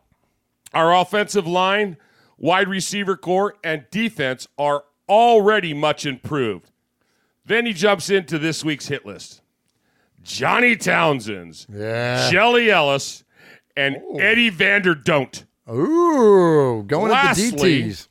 We need a vote on whether to take another flyer on the suddenly contrite former P who never saw a head of cabbage he wouldn't want to take a horse bite out of. Marquette King, please. Roo! Capo Q-Dog. Thank you, Capo. Awesome job, Aaron. Appreciate you jumping in with us. Yeah, we spent 3 days with Aaron, and he is the man. He's become a great friend to us, not only here on the show, but outside the show as well. He's a super cool guy, and man, he fits into our RFR family here just perfectly. And so we were thankful to have him for the few days that we did. So appreciate that call from the Capo. Mosh, going on in the chat is a little bit of a hot topic going on. What's that? I haven't been able to read it. They're talking about Murph Mosh. This comes from JC24 BRM. Murph Mosh, what do you guys think about Abram? He says Abrams. Get that S off there, y'all. It's not Abrams or Abraham. It's Abram. Jonathan Abram. I'm not picking on you. I'm just saying. Abram wearing number 24. Now, I like it. You know, when he got the call, and when they talked to Abram, Gruden was very specific about George Atkinson, Jack Tatum. You got a legacy to fill here playing safety for this football team. He didn't drop Woodson, but we dropped Woodson later on because obviously Woodson switched to safety when he came back to the Raiders. So there's a legacy at that position. I think that, put that number on him. That number 24 is obviously it's Marshawn here most recently, but that's Charles Woodson and that's Willie Brown. And we did a thing earlier this year where we talked about the most iconic number in Raider Nation, and that's the one that we landed on. Now there are others. There's 00, there's 12, there's 32. There's other significant numbers in terms of the Raiders. But 24 is kind of it. I'm with it. Put it on him. Put it on him. Let him see if he can live up to the legacy. Absolutely. If that's what it's going to be all about, if that's what the expectation is going to be of him, well then put it on him. You know what I mean? Like, why not? I mean, we put it on Michael Huff. Well, you know what I mean? Like, if we're going to put it on something, I mean, why not put it on this guy? I mean, absolutely. And we will not retire numbers. It's just our thing. Absolutely. We're not going to do it. And that's, again, that's an outside the box thing. That's what we do. All right. Hey, so let's get to get some emails. Let's get to our emails. Our first email tonight, we got a handful of them, comes from Running Bear. And he says, okay, this is something I looked up, and I think a lot of people out there will be shocked. I took Carr versus 6 of the best QBs in the league. In their first 5 full years, it's very interesting how it turned out. So here's what he come up with. Here's what he came up with. Okay, Carr. Games, 78. Games started, 78. Okay, so he's compared him to Brady, Manning, Rivers, Rodgers, Wilson, and Luck. Okay? Okay. They're all around 78, 79, 80. Okay? Luck had 70. Okay? Games started. They're all those the same. When you look at completions, okay, Manning, Rivers, Rodgers, Wilson, Brady all had more than Carr, but completes, Carr has 1,759. Okay, everybody else is in the 1,500s. Okay, there's a couple in there. Manning had 1749. Rodgers had 1777 or 1717. So in terms of percentage, he's on par with all those guys. He's on par with all those guys because he had a lot of attempts. He had 2,800 attempts. So his completion percentage, 62.8, ahead of Brady. Okay, ahead of Luck, right there, ahead of Manning. Okay, I mean, he's a little bit behind Rivers, a little bit behind Rodgers. When you come to yards, he's got 18,739, more than Brady, more than Wilson, a little bit behind Pepe, a little bit behind Rivers, a little bit behind Rodgers. TDs, 122, one behind Brady. Okay, a couple behind Wilson, a couple behind Luck, a bunch behind Rivers, and a bunch behind Manning. Interceptions, this is the biggie. Okay. Who do you think leads that? Who threw the most? Peyton, because he threw so many his rookie year. He threw 100 interceptions in those first 5 years. Golly. Brady, 66. Luck, 68. Okay. Rivers, 57. Carr only threw 54 interceptions. Wow. You know, no kidding. That's awesome. Okay, of course, Rodgers, undeniably a first ballot Hall of Famer. Oh, you know, yeah. Come on. All these guys are Hall of Famers, absolutely. frankly. And he threw 45. But he goes on to say, this was taken from a Pro Football Reference, and he says, now, when you look at all this list, he fits very much in with all of them, and they all are clearly franchise QBs. All would have been seen in the top 10 QBs. Carr, in fact, is in the middle of all them in completes, attempts, yards. He's on the low end for TDs, but he's also in the low end for interceptions. If this is a game of compare players, he fits in with the best. Then if figure in a fourth quarter comeback games, he's tied with Luck and number 1 behind Wilson, ahead of 2 ahead of Rodgers. It goes on to say all this stuff. Bottom line is this. Carr has been, to us, is our quarterback, and we're giving him a bad rap sometimes. Play that when you have a good young quarterback, and you can see it, is how he ends up. Okay. You know, look at the numbers, folks. It's there. It's Just there, and you settle down. And that's great email, Running Bear. Appreciate that. That's awesome take right there. Great numbers.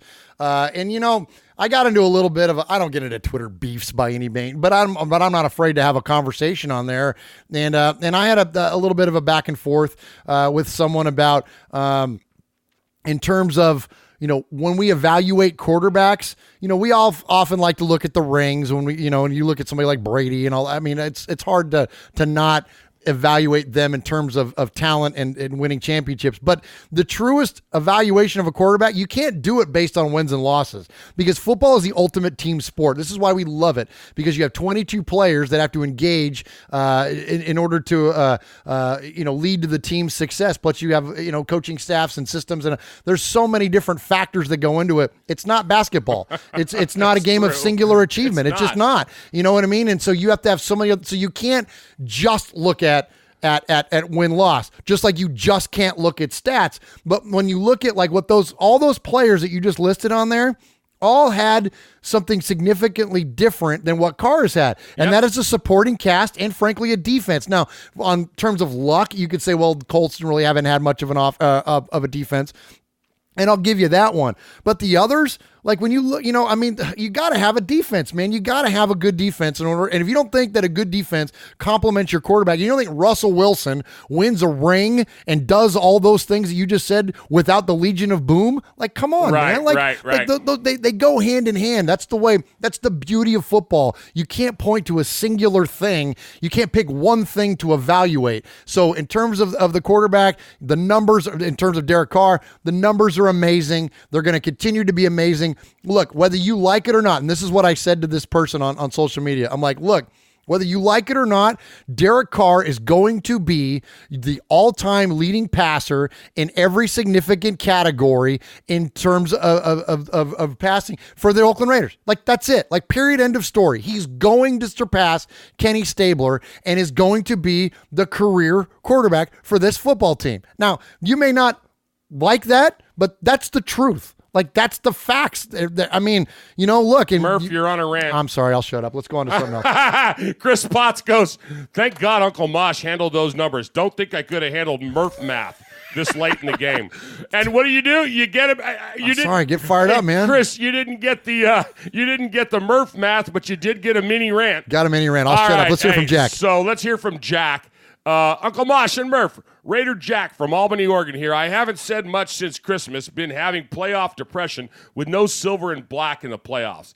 That stuff hits hard. It's like a turkey hangover with the ghost of Jamarcus Russell seasons threatening to return. Just bad. Horrible season behind us, still hanging in there for Chucky's sake. First thing I have to say is, holy Al Davis's ghost. We signed Vontaze Burfict. He optimizes the Raiders of old attitude so much, so he has an accumulative 4,150,000. This is one bad dude. We need an edge rusher. We traded for AB, finally a worthy wideout on the team. And he has the last name Brown. Nostalgia screaming. Inside I scream, we need an edge rusher.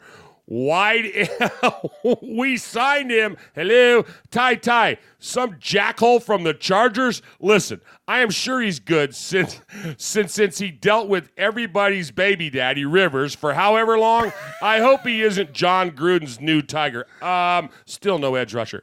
We even signed not that Brandon Marshall. Not wide receiver, but the linebacker, 6.5 sacks his entire career. Pass rusher, please. Alex Barrett. Yay, wait, no. 50-yard fake out. This guy was picked up and dropped more by the Lions than Martavius Bryant was last season by us and the Squealers combined. He clocked a 4.9740 in the combine. Dude hasn't sacked himself in the league yet. I won't get into the AAF crap. Just please, a pass rusher. Benson Mayawa to save the day. 4 sacks last season out of 14 his entire career. Promising in the fact that together, these guys with Josh Morrow, like 6 or 7 sacks last year. Listen, I know the draft is coming. I know we got offense. I know. My want to outscore teams by 30 points is unreasonable. I know. I still play Madden 15, and I may be stuck in the dark ages. Our future looks slightly better than last year. Maybe my flashbacks to Jamarcus Russell from Christmas is still haunting me.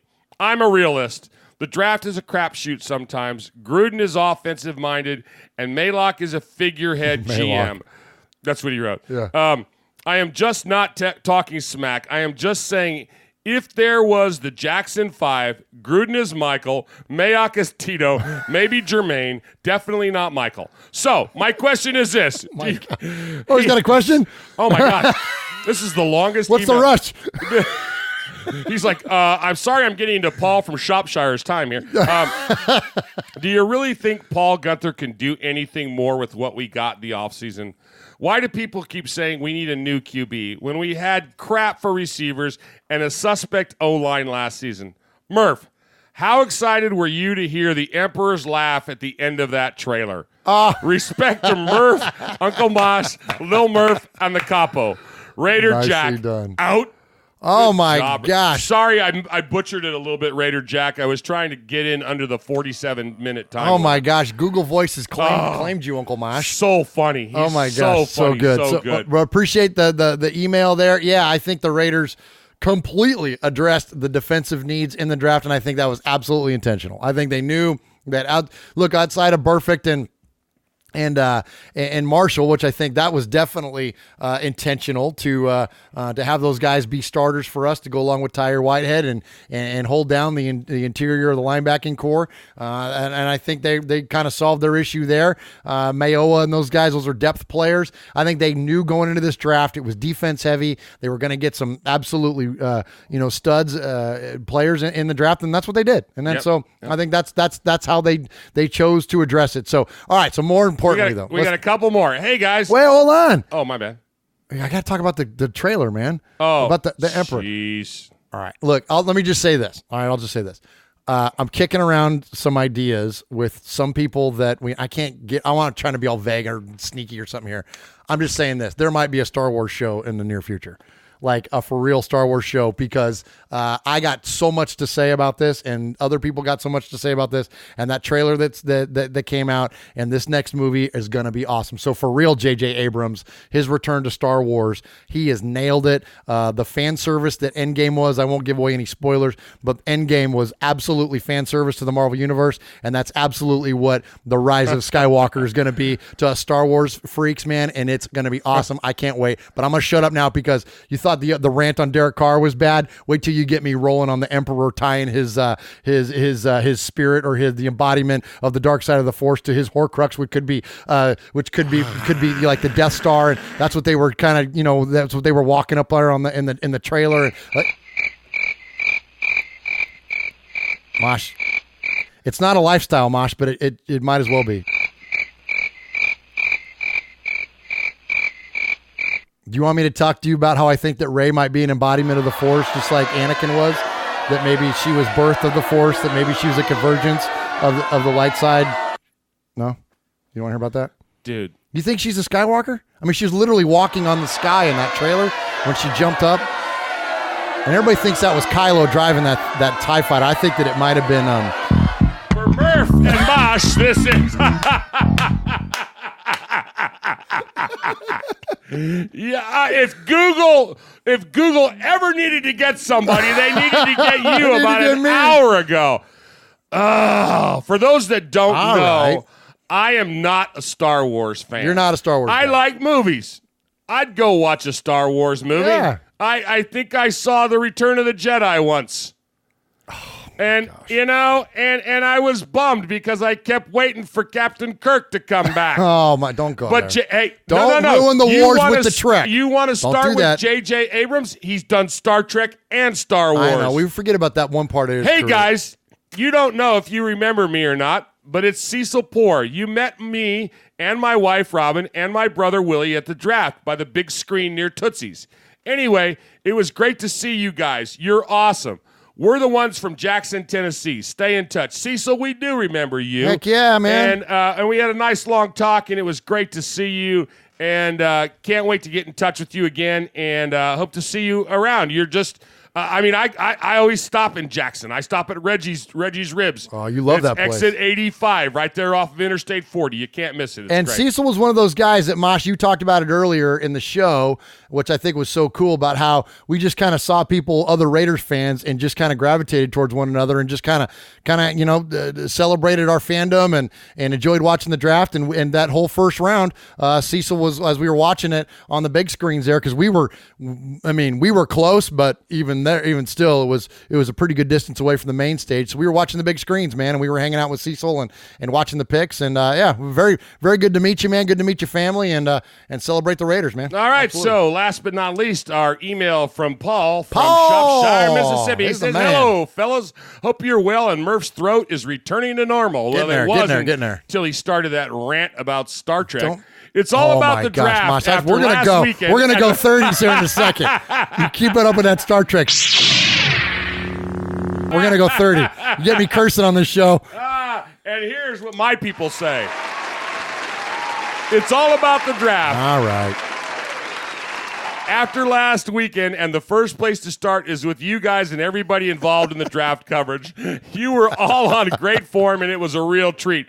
From your road to the draft, or your Hope and Crosby trip on day one, right the way through to Saturday night, I doff my cap to you all. Well done. If they haven't seen it, they need to go back and watch. They need to go back and watch you and I on our way to the draft. My gosh, we had so much fun. More darn fun than that doing that. So, on to the Raiders draft class 2019, and to say I'm happy is an understatement. I think we were all a little shocked when the number 4 pick came out, but it only lasted a short while. All the picks have been chosen for talent and character, which Mike Mayock said was his aim from day one in the job. They all seem to be getting along really well straight away and forging a tough, passionate group. I found a quote from Al Davis that I feel is appropriate. And here he goes. This is quoting Al. "We want to win. The Raiders fans deserve it. The Raider players deserve it. Even my organization deserves it. If you have to win, and you have to win with a vision for the Super Bowl, that's our passion here." I love that. I love that. Finally, the wider media are discrediting our picks and generally hating on us as ever. There's a shock. Hopefully there aren't any Raider Nation out there that still believe these morons. We know the truth. Another quote from Mr. Davis. "One lie has the power to tarnish 1,000 truths." Ain't that the truth? Very true, isn't it? But not only if you let it. Thanks again for sharing your draft weekend, guys. It was awesome. I'm very jealous. Love you, Raider Nation. Paul Egerton, Shropshire, Mississippi. Proud made man and one-time winner of the Raiders Fan Radio Sizzler. The guy's got a 14-column list of credentials, and we just love him because he's Paul. Yes. Oh, that's awesome. You know, it's pretty funny. Those people that are watching on the YouTube, yeah, they where you're seated is to my left, and you have to go behind me to do stupid things. Yeah. And Raider Homer goes, "Oh, Murph must have had to go potty because you left, but you Yeah. didn't have to go potty. You had to go and get something stupid, didn't you?" All right, I'm going to go to my camera even if it doesn't work. Yeah, baby. I was looking for my Kylo Ren lightsaber. I couldn't find it, so I had to go with the Anakin saber. Well, that's just like it get kind of gross. Oh, you want to talk about Star Wars? You're such a sick little perv. Sorry. Oh my gosh! All right. Okay. You were so sorry. I cursed, and now I'm doing lightsaber jokes. I'm doing phallic jokes with lightsabers. This show has gone off the rail. See what the fan club blitz guys have done to me? I've gone off the rail. Next thing you know, I'll be shotgunning beers on here. All right, let's go. Let's hear from our buddy Roach. Hey guys, first time calling here. I go by Roach. I just wanted to share some thought of why I think we didn't trade down in the NFL draft. So apparently 50 minutes later, after Mayock released the scouts home, he admitted that info was leaked and that everybody knew that we would have a surprising pick this year. But I feel like that was just the tip of the iceberg of that leak. I feel that Mayock knew that other teams were informed of specifically which player we would get. So that makes trading back a lot more riskier than it already is. So imagine trading back and we get a couple more picks, but we wouldn't have having such a need at 4-3 defensive end. Other people would hop in front of us, take our guy. We would end up taking the third-rated 4-3 defensive end, and that would have made this pick much more upsetting. And I am worried about this pick. You know, I'm afraid that he was a product of the system, and having so many players picked around him in Clemson in the first and second round, you know, I'm just afraid that his production came from having so much talent around him. I just hope he proves me wrong, you know. I mean, I'm not expecting a lot. I mean, Mac only had 4 sacks his first year. You know, being the 4th pick of the draft, a lot of people are going to compare him to Mac. That just sucks, you know. But he is bringing something to the table that Mac didn't bring, and that's a voice, you know.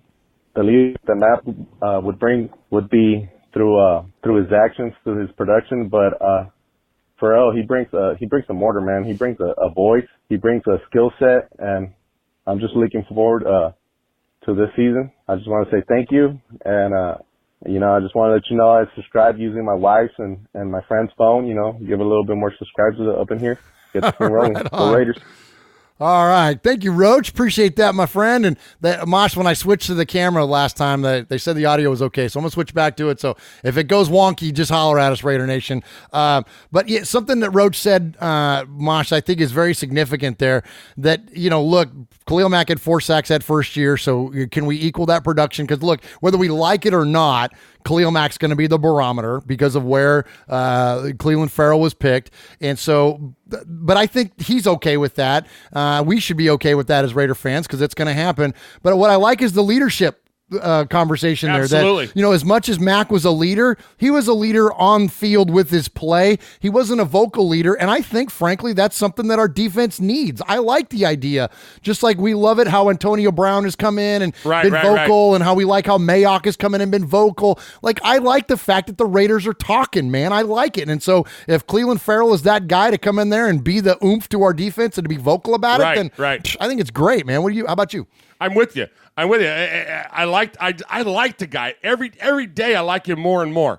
Everything I hear is just positive, man. And it's just, he's a great kid, great pick. Great stuff there. All right, so Uncle Mosh, so someone that we got to meet at the draft this year was Eye Patch, our buddy who started off as Florida Raider, morphed into Eye Patch, and it was great to meet him in person. And he called to see fans this week. Yeah, what's going on, Murph, Mosh? Eye Patch here. I'm probably going to get cut off because I got a few things on my mind. But first of all, I just want to say it was a pleasure meeting both of you guys and Q-Dog at the draft. I wish I could have spent more time with you guys. We got lost in the crowd a little bit. But I had a great time hanging out with Monster Mash Ken. Had a good time hanging out with him for a while. Overall, it was just a great experience. I apologize for not being at the live show. You know, I had the ball and chain with me, and she was itching to get home. She had enough football for the weekend, I guess. But anyway, about this draft, I wasn't sure after that first pick what was going to happen. I saw an ambulance drive by one of the side streets. I figured they were coming by to pick up Q-Dog. After we picked Farrell, I thought Q-Dog was going to have a heart attack if I was there. I would have loved to see an expression on his face. No, you wouldn't. But anyway, everything I'm hearing about this kid afterwards is all positive, and, you know, everything is great. Everything they say about his motor, his heart, his leadership. He's a grinder. So it seems like it was a good pick. Overall, I think all our picks are going to wind up being good. All these guys, especially defensive guys, their motors are just nonstop. They don't take any plays off. And I look back on a draft I was watching on TV of the Steelers one year. They drafted Lynn Swann, Stallworth, Lambert, and Webster. And that one draft changed their whole franchise around. And I think this draft might do it for us, man. We got some really good players. We got guys that are leaders. They've come from winning teams, and they're used to the big stage. And I can't wait to see how this all develops. And I'm watching these shows, you know, after I got home, and all of a sudden, you know, Kuiper's picking us to win the division. You know, it's, you know what? Get off the bandwagon, Kuiper. Where were you last year? Stephen A. Smith, you know, he's going on about how he loves who the Raiders picked, and he loves this and loves this about us and loves that about us. It's like, you know what? Get off the bandwagon, Smith. Where were you last year ripping us apart? You know, we don't have time for these clowns. Kuiper talks about us winning the division. I think the schedule is going to be tough. We got the hardest schedule in the league. So, a winning record would be nice. That's basically what all I could see is I don't see us going into the playoffs. I'd love to see it, but, one step at a time. Plus our travel. I think we're traveling 35,000 miles, the most out of any team in the NFL, while the Jets are only traveling like 6,000 miles. So, it takes a lot of wear and tear on the body, but I'm looking forward to the season. Google Voice has claimed you.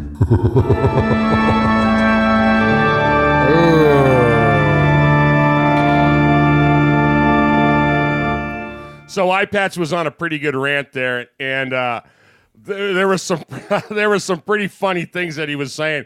He said he thought the ambulance was for Q, and somebody else in the chat says, "Man, I would have loved to have seen Q Dog and Murph's faces." No, you wouldn't have. First of all, the skies opened up about draft pick number 2, so we were soaking wet. And we said, okay, we got about 20 more minutes. And as soon as we get our pick, we're heading up the alley. There was a place that had one of the pop-up tents, and they were serving pizza. So shout out Slim and Huskies, man. Shout out to Slim and Huskies. Pizza. So we said, okay, we're going to go. So we got our pick. Q and Murph were in a rain-soaked stammer. We hadn't started drinking. There was just this look on both of them, and they're both taller than I am, and I'm having to. It was like herding cats with these two. I'm like pushing them towards the pizza tent. It's raining, and I'm like, guys, let's focus on food. Let's not focus on that. So we get up there and we order our pizzas, and we get under the little tent. We're out of the rain, and we're sitting down, and Murph he's running around doing something stupid. I don't remember what it was. Ice cream. But we anyway, heard all that. All right. But so I'm sitting there with Q, and I'm going, Q, just relax. And he's just shaking his head, and Q's a big guy, big guy, and he's sitting there next to me, and it was kind of scary because we were both on the one side of the bench, and I thought it was going to tip at any minute, and I go, hang on, let me look this up, Q, and I look it up, and so I'm looking up stuff on the Google, and I'm going, okay, so the guy's done this, and he's done that, and he's won this award, and last year he won the Ted Hendricks Award, and Q just looks at me and he goes, but what has he done for the Raiders? And I said, Q, he just got picked 4 minutes ago. Well, put on a uniform first. Yeah. And he goes, that's not the point, Mosh. But I will say, Aaron came around, though.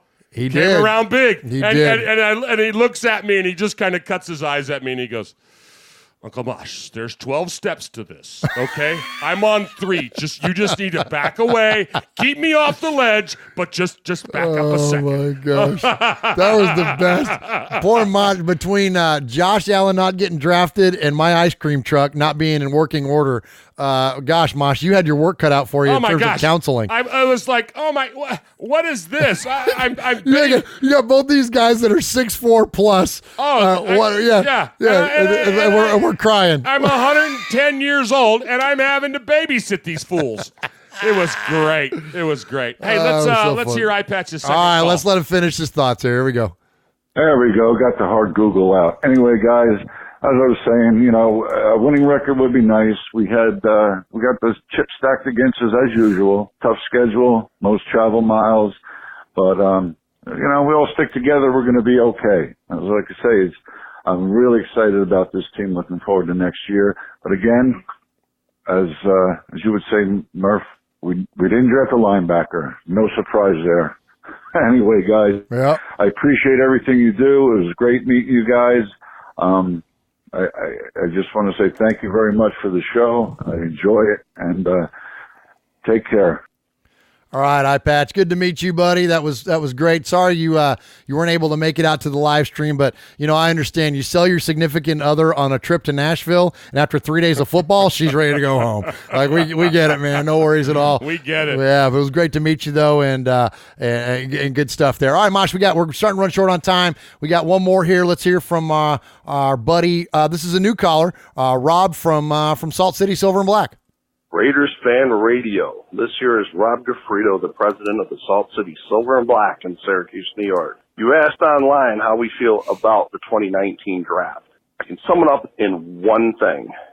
We've got the Ted Hendricks Award winner for 2018. How's that? Thank you. Think about that. The Oakland Raiders drafted the Ted Hendricks Award winner. I'm not really sure how much better you can sum up a return to greatness.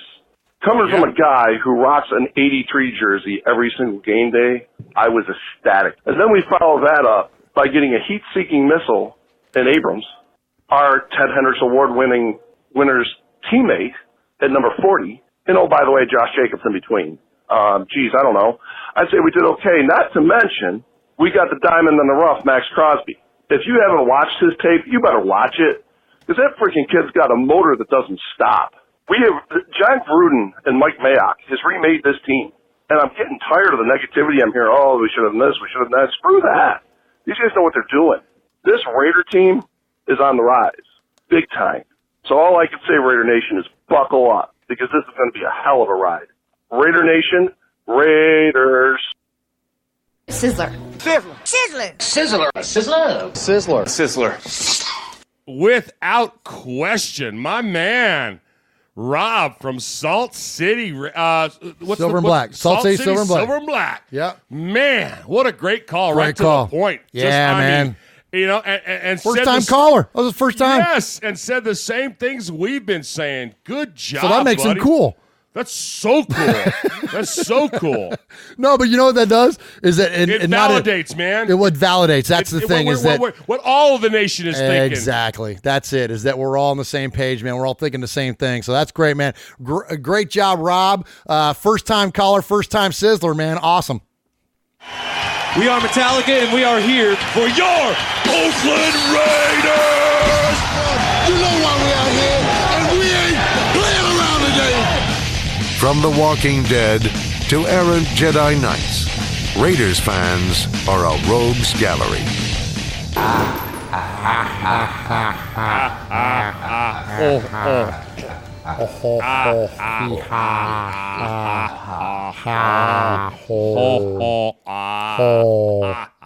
All right.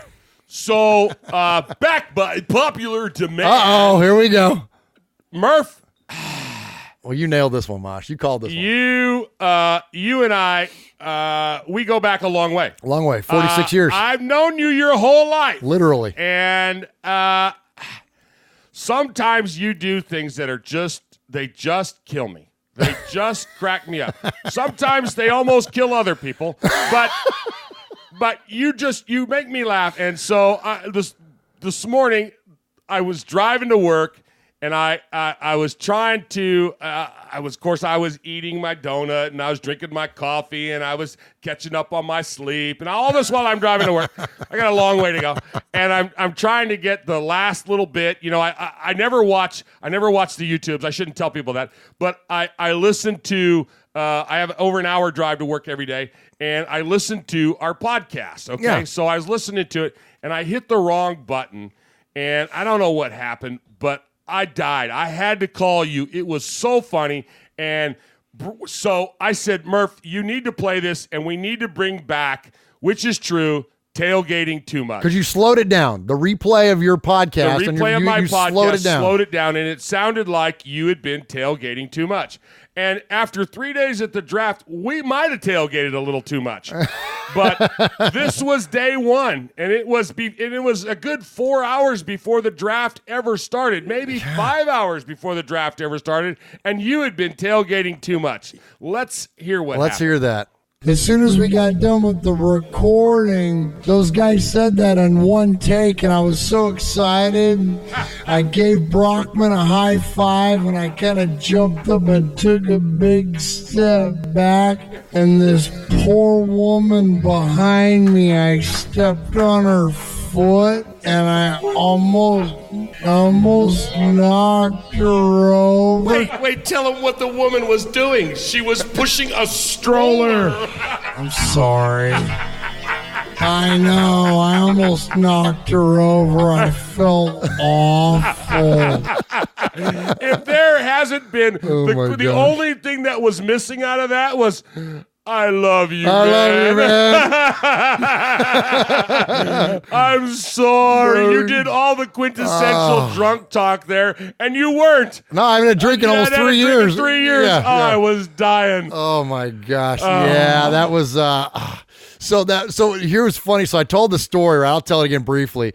We met Chris Brockman and Mike Del Tufo, and they did a radio ID for us. And after the ID, I came up quickly and I said, yeah, and I gave Brockman a high five, and I like took a step back, and there was this woman behind me and pushing a stroller, and I stepped on her foot and I stumbled into her and almost knocked her over. And so I grabbed her and I'm like, I am so sorry. And she goes, oh, it's fine. I'm okay. And I turn back around and I look at Mosh, and he goes, look at the kid, look at the baby. And so I turn, and there's a baby in the stroller, and the baby was crying, and I knelt down and I'm like, I am so sorry, honey. I said, are you okay? And the mom was like, she's fine. You didn't even get near her. You just stepped on my foot. And then she's like, you're fine. I'm like, I'm so sorry, because I felt so bad, right? So I go back, I stand back up, and I turn back around to our group. And here's the part that I forgot to tell in the last podcast. So I looked to Mosh to console me, right? The man who know me my whole life, let me know that everything is going to be okay. And he goes, it's okay. You didn't hit the kid. You just hit that mom. And I'm like, oh, geez, Mosh. Well, that makes me feel a lot better. Like, can we select some different wording here? Like, what am I, Kansas City Chief? Hey! Well, I had to do something. I figured, hey, maybe I can just take a shot at you. Q had your back. Yeah. All right, Mosh, let's hit the outro here, and let's get it rolling. Thank you so much. Thank you so much, and all of you that joined us here on Raiders Fan Radio. I appreciate you joining us. Thank you so much to the chat room. Appreciate everybody jumping in live. Ron Stratton, Interface, Aaron the Q-Dog Raider, Freddie Chavez, 3 Ring, I Like It, Spooky, Chris Potts, Rev Raiders. Thank you so much to all of you joining us live. You can check us out every week. We will be back next week to talk more Raiders football. We are getting ready to get into the offiest of the off season, so you're going to start getting all of those crazy segments coming back. It's going to be a lot of fun. Please support us by buying a t-shirt, hitting the link below to go to NFLshop.com, and that way we can kick all that money back to the Bolitnikoff Foundation. And I think my voice has survived long enough, so I'm going to get out of here and turn it over to the one, the only Uncle Mosh. All right. Well, we appreciate you all listening. Appreciate you joining in the chat. So, for Murph, this is your one and only Uncle Mosh saying, Raider Nation, don't forget, what happens in Vegas started in Oakland. Good night. God bless.